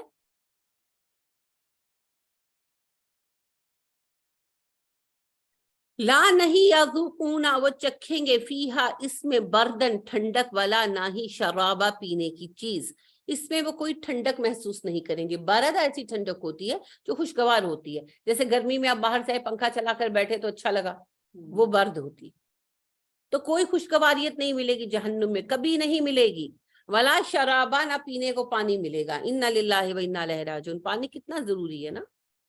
آپ روزہ جب کھولتے ہیں, پچھلے کئی سال گرمی کے روزے رہے ہیں, تو کوئی کھانے کی فکر کرتا تھا؟ بچے بھی آ کر پوچھتے تھے کیا پینے کے لیے بنایا ہے نا. اور 2-2 3 ڈرنکس بنتے تھے, کیونکہ کسی کو کچھ چاہیے, کسی کو کچھ چاہیے. ایسے ہی رہا نا, کیونکہ پانی کی طلب زیادہ اہم, اور کھانا اس کے بعد سیکنڈری چیز. کھانے اور پانی کے اندر تو پانی تک نہیں ملے گا. اللہ سوائے حمیمن, کھولتا ہوا, وغساقا, اور بہتی ہوئی پیپ. غسقا ہوتا ہے جو پھوڑا وغیرہ پھٹتا ہے تو اس کی پیپ بہتی ہے. اصل میں جہنم میں پانی کا ایک ہی گڑھا ہے, وسط جہنم میں. آپ انشاءاللہ آگے بھی پڑھیں گے, پہلے بھی آپ پڑھ آئے کہ گھسیٹ کر لے جائے جائیں گے جہنم کے وسط میں, پانی پلایا جائے گا, پھر گھسیٹ کر اپنے ٹھکانوں پر لا دیے جائیں گے. تو جہنم کے وسط میں ایک گڑھا ہے جس میں پانی ہے, اور وہ جہنم کے ٹمپریچر میں وہ کھول رہا ہے. اس کے کھولنے کی وجہ سے اس قدر اس کا ٹمپریچر زیادہ ہے کہ اس میں جو دھاتیں ہیں وہ بھی پگھل پگھل کر مل رہی ہیں. اور وہی ایک جب ہے تو جو زخموں کی پیپ بہ رہی ہے مسلسل, وہ بھی تو اسی میں آ کر شامل ہوگی, کیونکہ جو گڑھا ہے اسی کی طرف رستہ بنائے گا نا سب کچھ. تو اس پانی کے اندر گندگی, غلاظت سب مکس ہے, اور اس پر مزید کے وہ کھول رہا ہے. پانی تو نہ ہوگا, سزا ہے نا, سزا ہے. تو اس کو ہی پینے کے لیے مجبور کیا جائے گا. اور اللہ خود کہتے ہیں وہ پیئیں گے اس طرح جس طرح پیاسا اونٹ پیتا ہے, شرب الہیم, پیاسے اونٹ کی طرح پیئیں گے, لیکن پیاس نہیں بجھے گی. ایک تو ویسے ہی گرم پانی سے پیاس نہیں بجھتی, ویسے ہی نارمل زندگی میں آپ تجربہ کر لیں, کبھی پینا پڑے, گلا خراب ہو یا قبض وغیرہ ہو تو گرم پانی پیئیں, تسلی نہیں ہوتی, سیٹسفیکشن لیول نہیں آتا. تو یہ اللہ نے رکھا ہے, نبی اکرم صلی اللہ علیہ وسلم نے سچ فرمایا, ٹھنڈا پانی پیاس بجھانے والا ہے. تو آپ ٹھنڈا پانی پسند فرماتے تھے. ایک تو یہ سبب ہوگا. دوسرا ظاہر ہے وہ خالص پانی نہیں ہوگا. آپ کو پیاس لگی ہو, آپ کو کوئی بوتل پلا دے, پیاس نہیں بجھتی. شربت پلا دے, پیاس نہیں بجھتی. پیاس پانی سے بجھتی ہے. تو ایک بالکل بالکل ہم کہتے ہیں پانی کی پیاس ہے, صحیح کہا آپ نے. یا کہتے ہیں پہلے پانی پلا دو, بعد میں بوتل پلا دو. ہاں, یا پھر جیسے ناہید کہہ رہے ہیں بوتل پی کر بندہ کہتا ہے اب تھوڑا سا پانی دے دو. تو آپ دیکھیں یہ خوش ذائقہ چیزیں ہیں, فائدہ مند ہے یا نہیں وہ علیحدہ بحث ہے, لیکن بوتل ہو, شربت ہو, جوس ہو, یہ خوش ذائقہ چیزیں ہیں.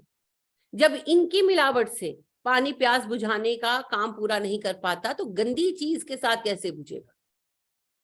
کبھی فیصل آباد گئے, کسی کبھی فیصل آباد کا پانی پیے؟ ہم لاہور والوں کی پیاس سے بجھتی. میری خالہ تھی وہاں پر, جی ہمارے لیے کڑوا ہے نا, وہ لوگ تو وہی پیتے ہیں, ہمارا بڑا اچھا پانی ہے الحمدللہ ہم لاہور والوں کا.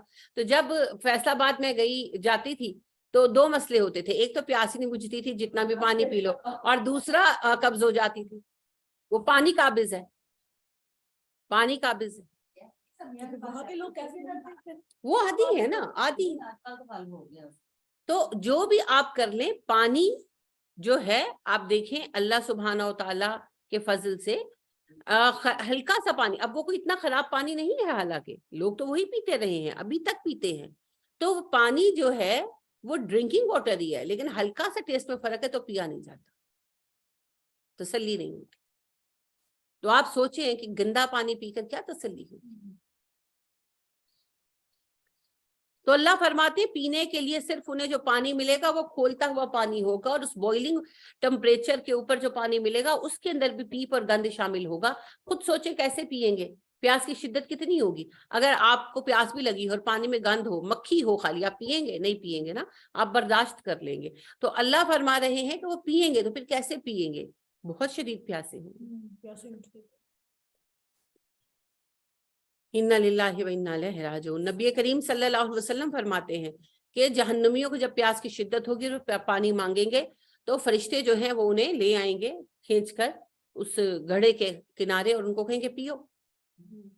تو وہ جب پیئیں گے تو پی نہیں سکیں گے, اور وہ کہیں گے کہ ہم سے نہیں پیا جا رہا, یہ بہت گرم ہے.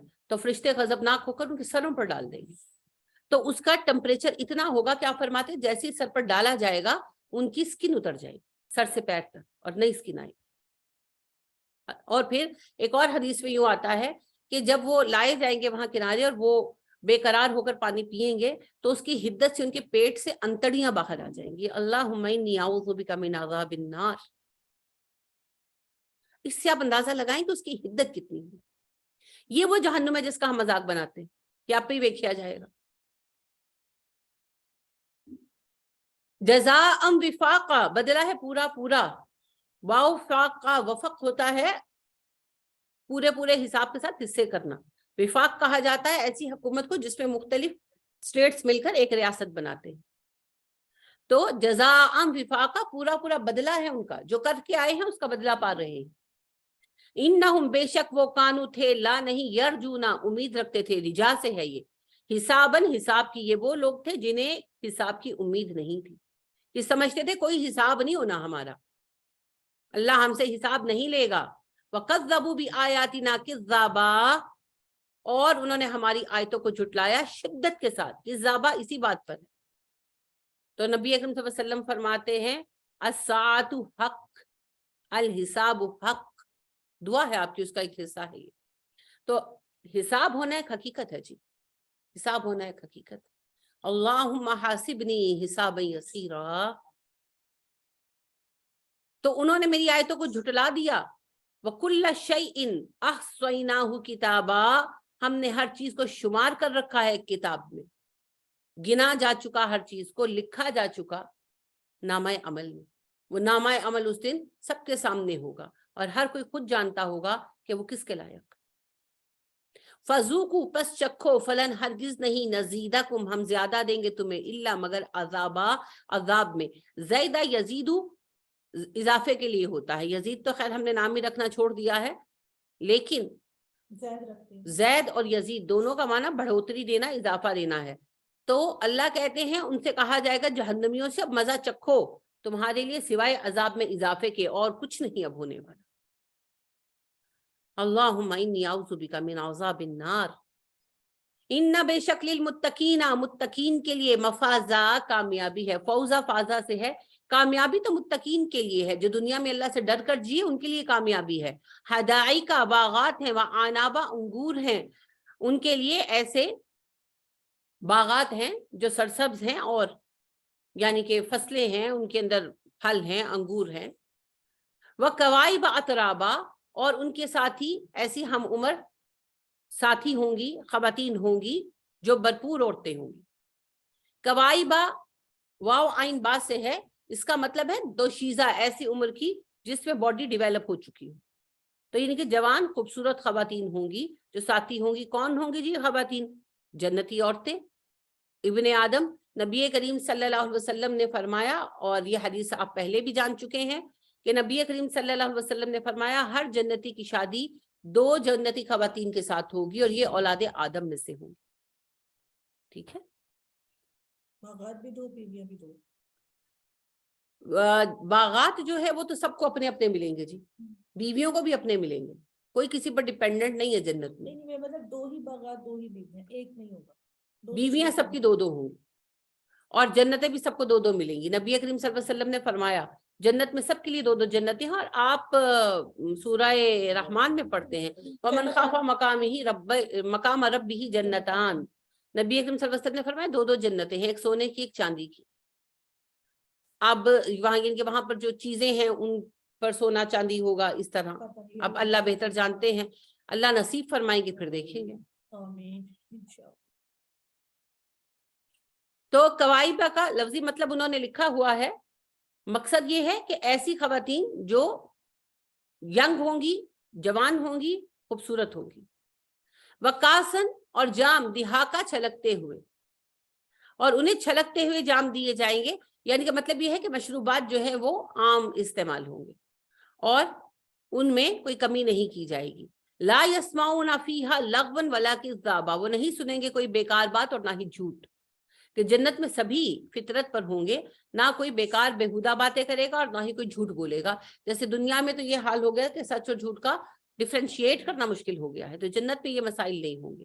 جزاءً بدلہ ہے میرے ربی کا, آپ کے رب کی طرف سے, عطاءً عطیہ ہے, حسابا کافی, آپ کے رب کی دی ہوئی جزا ہے یہ. اور یہ اللہ کی ایک ایسی عطا ہے جو کفایت کرے گی سب کو, یعنی کہ سب کے لیے ہے جنت. جنت میں سب کے لیے جگہ ہے. رب السماوات والارض, یہ اس رب کا دیا ہوا اجر ہے جو آسمان و زمین کا رب ہے. وما بینہما, اور اس کے مابین کا بھی, الرحمن جو رحمان ہے. یہ رب ہے آسمان و زمین کا اور ان کے مابین کا, اور یہ رب رب رحمان ہے, اس کی رحمت بہت زیادہ ہے. تو جنتوں میں جو کچھ ملنے والا ہے ہم اس کو ازیوم بھی نہیں کر سکتے. نبی کریم صلی اللہ علیہ وآلہ وسلم نے فرمایا کہ جب سب جنت میں چلے جائیں گے, جہنم سے بھی نکال کر لوگ جنت میں چلے جائیں گے, تو ایک بندہ ہوگا جسے اللہ جہنم سے نکالیں گے, حکم دیں گے, اسے نکالا جائے گا, اور وہ گھٹنوں کے بل چلے گھسٹے گا اپنے آپ کو, کیونکہ وہ ظاہر ہے کہ جہنم سے نکالا گیا ہوگا, عذاب کی وجہ سے اس کی یہ حالت ہوگی. تو اللہ اس کو فرمائیں گے کہ تو جنت میں چلا جا. تو وہ جنت کی طرف دیکھے گا تو جنت بھری ہوئی ہوگی, تو کہے گا اللہ جی جنت تو بھری ہوئی ہے. اللہ پھر فرمائیں گے تو جنت میں چلا جا, اور وہ پھر یہی عرض کرے گا, اور پھر کہے گا کہ اللہ جی آپ زمین و آسمان کے رب ہیں اور آپ مجھ سے مذاق کر رہے ہیں, جنت تو بھری ہوئی ہے. تو اللہ مسکرائیں گے اس کی اس بات پر, اور پھر فرشتوں کو حکم دیں گے اور وہ اسے نہر حیات میں غوطہ دیں گے, اور اس کی نئی اسکن اور نئے بال آ جائیں گے, اور پھر اس کو جنت میں لے جایا جائے گا اور اسے اس کا مقام دیا جائے گا. آپ فرماتے ہیں یہ سب سے ادنا درجے کا جنتی ہوگا, لیکن جو نعمتیں اسے ملیں گی وہ نعمتیں بھی کسی بڑے سے بڑے بادشاہ نے خواب و خیال میں نہیں دیکھی. ایسی ہے جنت. تو لہٰذا اللہ فرماتے ہیں جنت ایک ایسی عطا ہے جو سب کو کفایت کرے گی, سب کے لیے پوری پڑے گی, اور یہ جنت اجر ہے اس رب کی طرف سے جو آسمان و زمین اور اس کے درمیان کا رب ہے, اور بہت رحمان ہے, بہت بہت مہربانی کرنے والا. لا یملکون منہ خطابا, اگرچہ وہ رب رحمان ہے پھر بھی کسی کی جرت نہیں ہوگی کہ اس سے بات کر سکے. کب؟ قیامت کے دن. یہ جو ہم نے باتیں بنا رکھی نا, فلانا آج پولیس رات پہ بیٹھ جائے گا, فلانا اللہ سے لڑ پڑے گا, فلانا اللہ سے جو ہے وہ ضد لگا لے گا, کہانیاں ہیں جی. اللہ فرماتے ہیں اگرچہ میں رب رحمان ہوں پھر بھی وہ طاقت نہ رکھتے ہوں گے اس سے بات کرنے کی قیامت کے دن. یوما, جس دن یقومو کھڑے ہوں گے, اور روح والملائکۃ صفا, روح الامین اور فرشتے صفے بنا کر. یہ وہ دن ہوگا جب روح الامین اور فرشتے صفے بنائے کھڑے ہوں گے, یعنی جبرائیل علیہ السلام تو لیڈر ہے نا فرشتوں کے, تو ان کے زیر نگرانی سب فرشتے صفے بنا کر کھڑے ہوں گے, قطار در قطار اپنی اپنی ڈیوٹی پر. لا یتکلمون وہ بھی کلام نہیں کر سکیں گے الا سوائے اس کے من جو اذنا اجازت دے لہو اسے الرحمن رحمان، ان کی جرت نہیں ہوگی کہ کلام کر سکیں سوائے اس کے کہ رحمان اجازت دے۔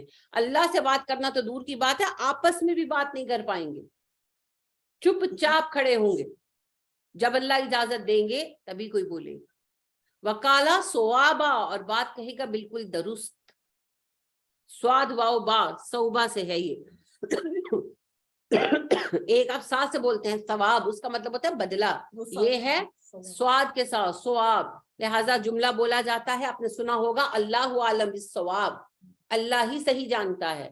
کوئی اختلافی مسئلہ ہو نا تو اس کے آخر میں علماء کہتے ہیں ہماری رائے یہ ہے، باقی اللہ عالم بالصواب، صحیح بات اللہ ہی جانتے ہیں۔ جو سیبہ بھی اس سے ہوتا ہے، سواد سے، سا سے ہوتا ہے، وہ سا سے ہوتا ہے، سواد سے بعد انہوں نے صوبیہ لکھا۔ نہیں صوبیہ نہیں، بس سیبہ ہوتا ہے۔ صوبیہ بھی سا سے ہوتا ہے۔ وہ تو سا سے، سواد سے بعد تو ایسے کپڑے کو کر دیا نا، سا سے جو صوبیہ، میں نے تو سا سے ہی دیکھا ہے، اگر سواد سے لکھتے ہیں تو اس کا معنی الگ ہو جائے گا، سا سے لکھا جاتا ہے، سا سے صوبیہ بھی ہے، سا سے سویبہ بھی ہے، سا سے سیبہ بھی ہے۔ بہرحال اگر کوئی سواد سے لکھے گا تو معنی بدل جائے گا۔ وقالا صوابا اور وہ کہے گا درست بات، اول تو کوئی بات نہیں کرے گا خود سے، اور دوسرا اگر اللہ کسی کو حکم دیں گے اور وہ بات کرے گا تو وہ سچ ہی بولے گا، جھوٹ بولنے کی کسی میں طاقت نہیں ہوگی۔ ذالک الیوم الحق، یہ ایک حقیقی دن ہے، یہ دن ایک سچ ہے، یہ دن آ کر رہے گا۔ فمن شاء اتخذ الی ربہ مآبا، اب جس کا دل چاہے اپنے رب کی طرف ٹھکانہ بنا لے، مرسلات کے آخر میں بھی یہی تھا نا، اب جس کا دل چاہے اپنے رب کی طرف ٹھکانہ بنا، یعنی کہ تم لوگوں کو بتا دیا کہ میں نے قیامت کا دن آنا ہے، حساب ہونا ہے، اور جنت اور جہنم کے فیصلے ہونے ہیں۔ اب دنیا کی زندگی کے برابر تمہارے پاس مہلت ہے، دل چاہتا ہے تو جنت میں رستہ بنا لو، اور اگر نہیں چاہتا تو پھر بیٹھے رہو، پھر جہنم مقدر ہے۔ جہنم کوشش سے نہیں ملے گی جی، جہنم تو نااہل لوگوں کے لیے ہے، جنت کے لیے کوشش کرنی، کیونکہ کام کرنے والوں کے لیے جنت ہے۔ بہت آسان کرائٹیریا رکھا ہے اللہ نے، اچھائیاں برائیوں پر غالب آ جائیں، اور پھر اللہ نے اس کے لیے پورا مارجن بھی دیا، اچھائی کا بدلہ 10 گنا، برائی 1 برابر 1 ہی رہے گی۔ تو پھر علامہ ابن قصیر کی بات آتی ہے نا، حسرت اس انسان پر ہے جس کی دہائیاں اس کی اکائیوں سے ہار جائیں۔ تو ہمیں سوچنا ہوگا، اب جس کا دل چاہے اپنے رب کے پاس اپنا ٹھکانہ بنائے، جنت خرید لے، بہت سستی ہے دنیا میں جنت جی، کپڑے کے ایک جوڑے کے بدلے میں۔ نبی کریم صلی اللہ علیہ وسلم نے فرمایا نا، جو اچھا جوڑا پہن سکے اور نہ پہنے، یعنی صدقہ کر دے، تو اللہ اسے قیامت کے دن جنت کے لباسوں میں سے کہیں گے جو لباس لینا ہے لے لے، تو جنت کا لباس پہنا کر جہنم میں تو بھیجیں گے نہیں۔ آپ صلی اللہ علیہ وسلم نے فرمایا اتقوا النار ولو بشق تمرہ، جہنم کی آگ سے بچو اگرچہ آدھی کھجور دے کر بچو۔ تو دنیا میں تو آسان ہے، کسی کو کھانا کھلا دینا، کسی کی پریشانی میں اسے صرف حوصلہ دے دینا۔ نبی اکرم صلی اللہ علیہ وسلم نے کہا نا، جو کسی کی پریشانی دور کرے گا اللہ قیامت کے دن اس کی پریشانیاں دور کریں گے۔ کسی کے الزام میں، کسی پر اگر کوئی زیادتی ہو رہی ہے، کوئی بے بنیاد بات بنائی جا رہی ہے، تو اس کی حمایت کر دینا۔ آپ نے فرمایا جو اپنے مسلمان بھائی کی حمایت کرے اور اسے ناحق الزام سے بچائے، قیامت کے دن اللہ اس کے چہرے سے جہنم کی آگ ہٹا دے۔ اور اب یہ سوچیں، جب ہم بیٹھ کر اپنی زبانیں ہلا کر الزام لگا دیتے ہیں تو پھر بہتان کا بوجھ اٹھایا نا۔ اصل میں اگر اسلام کا زمانہ ہو تو پھر 80 کوڑے پڑے، پھر ہوش آئے کہ ہم کتنے آرام سے گھروں میں بیٹھ کر کہتے ہیں فلانے نل چکر ہے۔ کتنی بڑی بات کہہ دیتے ہیں، کتنی بڑی بات کہہ دیتے ہیں۔ یہ تو بہتان ہے نا، یہ تو غیبت بھی نہیں ہے۔ غیبت تو وہ ہے نا کہ سچ مچ ہو۔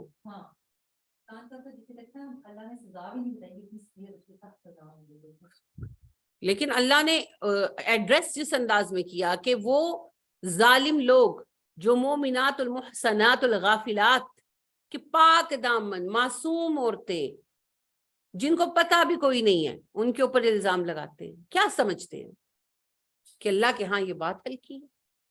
اور دنیا میں دیکھیں اللہ نے قذف کی سزا 80 کوڑے رکھی.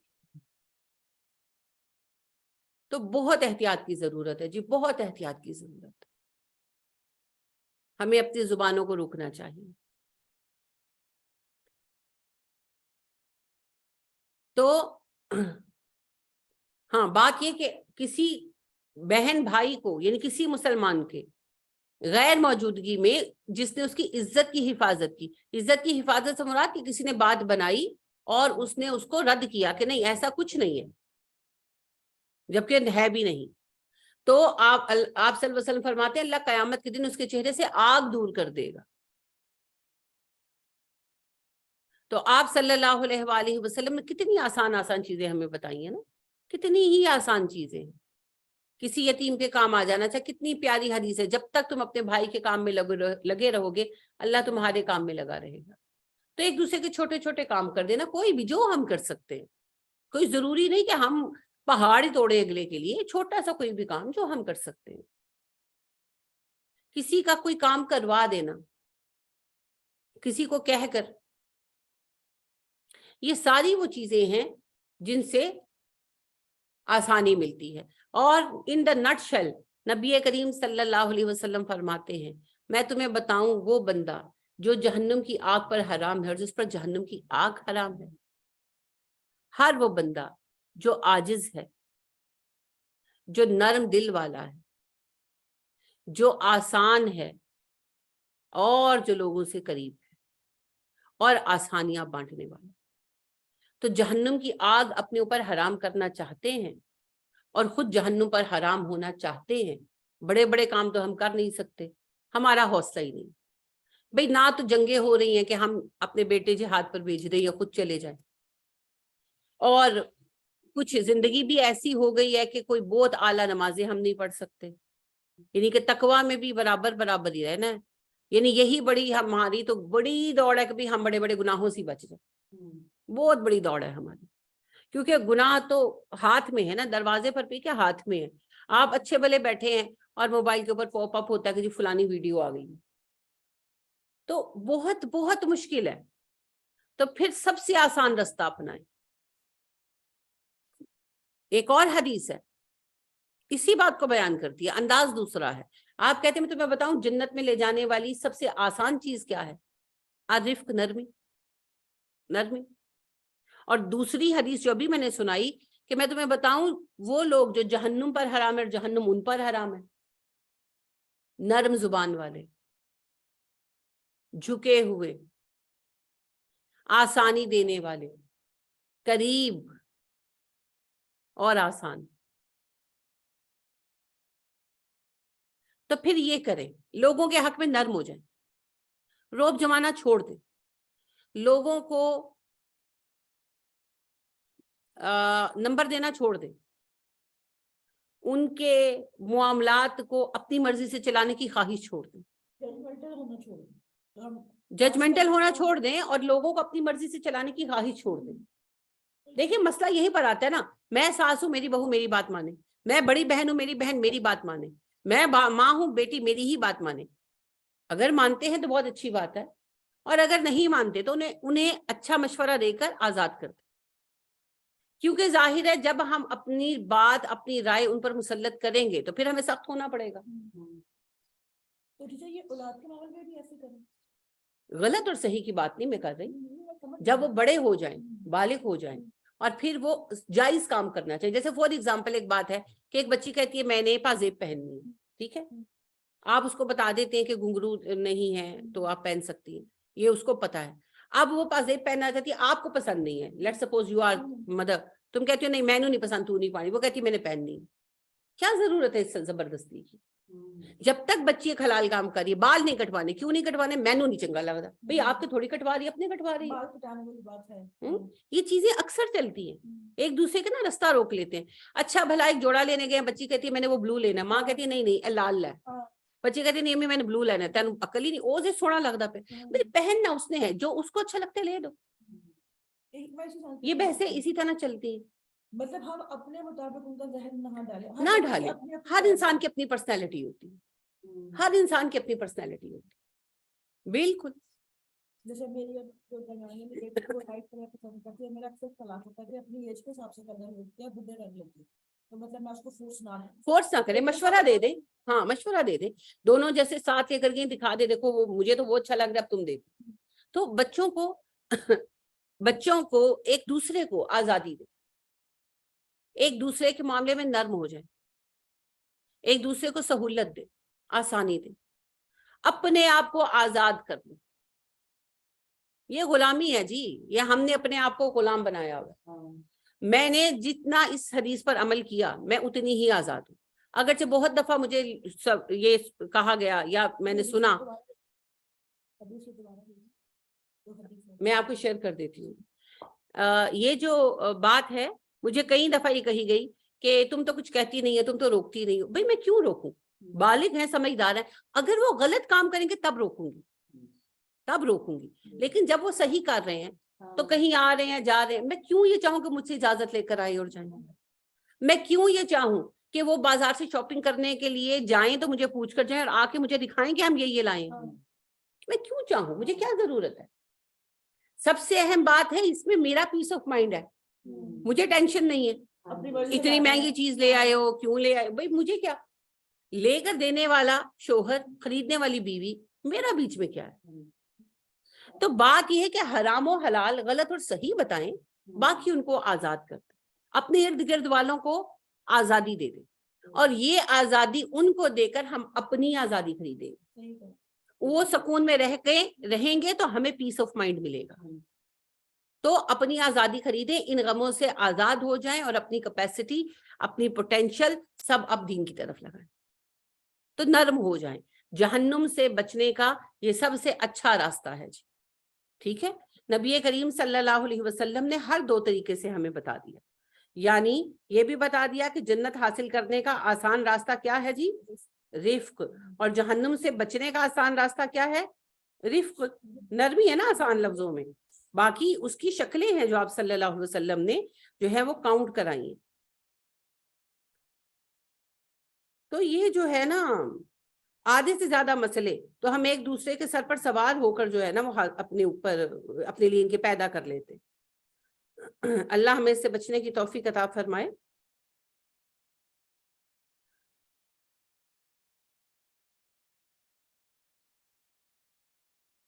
ویسے بھی نبی کریم صلی اللہ علیہ وسلم نے فرمایا نا کہ سب سے اچھا دین اس بندے کا ہے جو غیر متعلقہ باتیں چھوڑ دے. تو غیر متعلقہ باتیں کون سی ہم کرتے ہیں؟ یہی کرتے ہیں جن سے ہمارا تعلق نہیں، ہم ان کے اندر بولتے ہیں. ہاں ضرورت ہی نہیں ہے، چھوڑ دو، چھوڑ دو. ہاں حق بہت ہیں، اور فرضوں کا کیا حال ہے؟ تو اللہ آسانی عطا کرے ہمیں. لیکن اہم بات یہی ہے کہ ہم ایک دوسرے کے معاملات کے اندر دخل اندازی سے باز آ جائیں، اور ہم ایک دوسرے کو تنگ کرنے سے باز آ جائیں اور تکلیف دینے سے باز آ جائیں، تو انشاءاللہ اللہ ہمارے معاملے میں آسانی ضرور فرما دیں گے انشاءاللہ. کیونکہ نبی کریم صلی اللہ علیہ وسلم نے یہ بھی فرمایا نا کہ جیسا تم اپنے سب آرڈینیٹس کے ساتھ ہو ویسا ہی اللہ تمہارے ساتھ کریں گے. جیسا رویہ تمہارا تمہارے سب آرڈینیٹس کے ساتھ ہے ویسا ہی رویہ تمہارے ساتھ اللہ کریم کریں گے. تو یہ بات بھی اپنی جگہ سمجھنے والی ہے، کیونکہ اگر ہم بہت سخت ہیں تو اللہ سے بھی سختی ملنے والی ہے، اللہ نہ کرے. اور اگر ہم نرم ہیں تو پھر اللہ سبحانہ و تعالی ہمارے لیے بھی نرمی کا معاملہ فرمائیں گے انشاءاللہ. تو لوگوں کے ساتھ نرم ہو جانا چاہیے، انہیں آسانیاں دینی چاہیے اور آسانی دینے والا بننا چاہیے، تاکہ ہمیں بھی پھر جب ہم اللہ کے پاس جائیں تو آسانی میسر آئے. آمین ثم آمین. انا بے شک انذرناکم ہم نے تمہیں آگاہ کر دیا، عذاباً قریباً قریب کے عذاب سے، یوم جس دن ینظرو دیکھے گا المرء انسان ما قدمت جو آگے بھیجا یداہ اس کے دونوں ہاتھوں نے. بے شک ہم نے تمہیں آگاہ کر دیا ہے کہ قیامت کا دن آنے والا ہے، یہ وہ دن ہے جب انسان خود اپنی آنکھوں سے دیکھے گا کہ اس کے 2 ہاتھوں نے کیا آگے بھیجا، یعنی کہ اعمال اپنی اپنی آنکھوں سے دیکھے گا ہر فرد، اس دن کی تیاری ضروری ہے جی۔ اللہ کہتے ہیں میں نے آگاہ کر دیا ہے کہ یہ دن آنے والا ہے، لہٰذا کوئی یہ نہ کہے کہ ہمیں پتہ نہیں تھا جی کہ یہ آزمائش بھی ہونی ہے۔ وَيَقُولُ الْكَافِرُ، اور کہے گا کافر، یا لیتنی، اے کاش، کنتو، میں ہوتا، ترابا، مٹی۔ اور یہ وہ دن ہے جب کافر کہے گا کہ کاش میں تو مٹی میں مل گیا ہوتا، مٹی ہو گیا ہوتا، اٹھایا نہ جاتا، مجھ سے حساب نہ لیا جاتا۔ تو اس دن کے آنے سے پہلے جی، اس دن کے آنے سے پہلے تیاری کر لیں، اور تیاری کے لیے سب سے اہم چیز ہے نرمیاں، آسانیاں، دوسروں کی زندگی آسان بنائیں تاکہ اللہ ہمیں بھی آسانی عطا کرے۔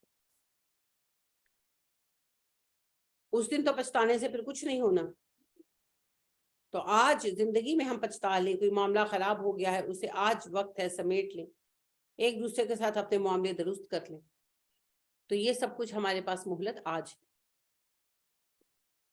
جی کوئی سوال، کوئی بات جو آپ پوچھنا چاہیں یا آپ کہنا چاہیں؟ میں پوچھنا چاہ رہی تھی جو آپ نے یہاں بتایا نا کہ آسمان کھلنے کے اور فرشتے جو ہیں وہ آتے ہیں، جس میں جبرائیل جی جی السلام بالکل جب 4 دن نوک کیا نبی جی پاک کو معراج پہ، تو جب عام روٹین میں فرشتے آتے ہیں وہ بھی نوک کرتے ہیں؟ جی، جو سے فرشتے جن دروازوں سے آتے ہیں، رائے ہے اس کے بارے میں 100% یقینی علم تو نہیں ہے، لیکن یہ بات طے ہے کہ فرشتوں کے آنے اور جانے کے اوقات بھی مقرر ہیں، راستے بھی مقرر ہیں، اور ان کے لیے دروازے کھلتے ہیں، کوئی آئیڈینٹی کا سسٹم بھی ہوگا۔ اس کا مطلب ہے کہ صرف جب نبی پاک کو معراج پہ لے گئے، چونکہ وہ ایکسیپشنل کیس تھا نا کہ بیچ میں جا رہے تھے اس ٹائم کی، تو پھر وہی نوک کیا۔ جب نبی علیہ السلام ویسے آتے میرا ہیں، ذاتی وہی خیال ہے کرتے کہ ان آتے کی کوئی نہ کوئی آئی ڈی کا طریقہ ہوگا، جیسے اب ہمارے بھی تو آئی ڈی کے ہیں، کارڈ طریقے ہیں نا، لگاتے ہیں، جیسے جاتے ہیں۔ کارڈ لگاتے ہیں، تھمب لگاتے ہیں، ہاں، تو اللہ کے ہاں تو بھی کوئی نہ کوئی سسٹم ہوگا جس کے ذریعے پھر انٹری ہوتی ہوگی،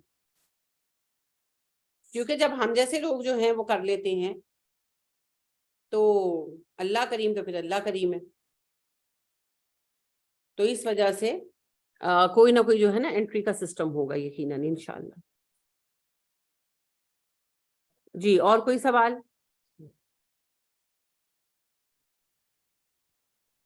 جی پوچھئے جی سعدیہ۔ السلام علیکم۔ وعلیکم السلام ورحمۃ اللہ وبرکاتہ۔ جی وہ مجھے یہ پوچھنا تھا کہ قیامت والے دن جب اللہ تعالیٰ کہتے ہیں کہ بہت غضبناک ہوں گے، تو کس وجہ سے غضبناک ہوں گے؟ کہ جیسے رزلٹ اناؤنس ہو رہا ہوتا ہے تو پرنسپل کو تو ناراض نہیں ہونا چاہیے، تو کیا وجہ، جیسے کہ وہ حدیث میں آتا ہے نا کہ سب سے پہلے لوگ جائیں گے حضرت آدم علیہ السلام کے پاس کہ آپ سفارش کریں، پھر اینڈ پہ آ کے یعنی آہستہ آہستہ گریجولی نبی پاک صلی اللہ علیہ وسلم کے پاس آئیں گے، تو سب جو انبیاء کرام کہیں گے کہ نہیں نہیں میں تو نہیں آج سفارش کر سکتا، اللہ تعالیٰ آج بہت غضبناک ہے۔ اس کی کیا وجہ ہے، کیوں غضبناک ہوں گے؟ جی بہت اچھا سوال کیا ہے آپ نے کہ اللہ قیامت کے دن بہت غضبناک ہوں گے، بالکل صحیح، کیوں غضبناک ہوں گے؟ اور انہوں نے کہا کہ جیسے جس دن رزلٹ اناؤنس ہوتا ہے پرنسپل تو اس دن غضبناک نہیں ہوتا۔ پرنسپل نے کسی کو بنایا تھوڑی ہے، پرنسپل نے تو فیس لی اور ایک اسکول رن کیا، اب کوئی بچہ پڑھتا ہے تو پڑھے، نہیں پڑھتا تو اس کی بلا سے، پر اللہ نے تو یہ دنیا بنائی، ہمیں بھی بنایا، ہم سے کچھ بھی نہیں لیا، ہمیں صرف دیا دیا دیا، اور بدلے میں صرف یہ چاہا کہ ہم اس کی بات مانیں، اس کی توحید مانیں، اسے اپنا رب مانیں۔ تو پھر جنہوں نے نہیں مانا ان کے نام ماننے پر، ان کی نافرمانی پر اللہ غضبناک ہوں گے۔ مومنوں کے ساتھ ویسے ہی رحیم ہوں گے، البتہ کافروں پر غضبناک ہوں گے، تو اللہ کی شدید رحمت بھی اسی دن دیکھنے میں آئے گی، شدید رحمت بھی، اور اللہ کا شدید غضب بھی اسی دن دیکھنے میں آئے گا۔ لہٰذا نبی کریم صلی اللہ علیہ وسلم فرماتے ہیں کہ اللہ سبحانہ و تعالیٰ نے اپنی رحمت کے 100 حصے کیے، اس میں سے ایک حصہ دنیا پر پوری کائنات پر انڈیل دیا، اور 99 حصے قیامت کے لیے رکھے، تو سب سے زیادہ رحمت بھی اسی دن دیکھنے میں آئے گی، البتہ غضب بھی دیکھنے میں آئے گی۔ تو سبب اللہ کی غضب ناکی کا یہ ہے کہ اللہ نے ہمیں جان تک دی، سب کچھ دیا، اور صرف ہم سے اطاعت مانگی، ایمان مانگا، اور ہم وہ بھی نہیں کرے، تو پھر اس کا غضبناک ہونا تو بنتا ہے۔ البتہ غضب جو ہے وہ صرف نافرمانوں کے لیے ہے، اور اس دن رحم جو ہے وہ مومنوں کے لیے دیکھنے میں آئے گا انشاءاللہ۔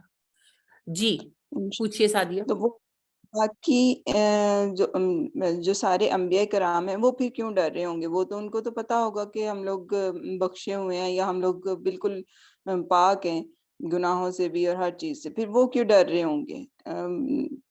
बाकी अल्लाह सारी के जो गजब की वजह से, यानी कि अल्लाह सुब्हाना व तआला गजबनाक मतलब गुस्से में नहीं होंगे, जलाल में होंगे। अल्लाह सुब्हाना व तआला का जलाल है ही ऐसा, इसमें कयामत की एक ऐसी खसूसियत नहीं है।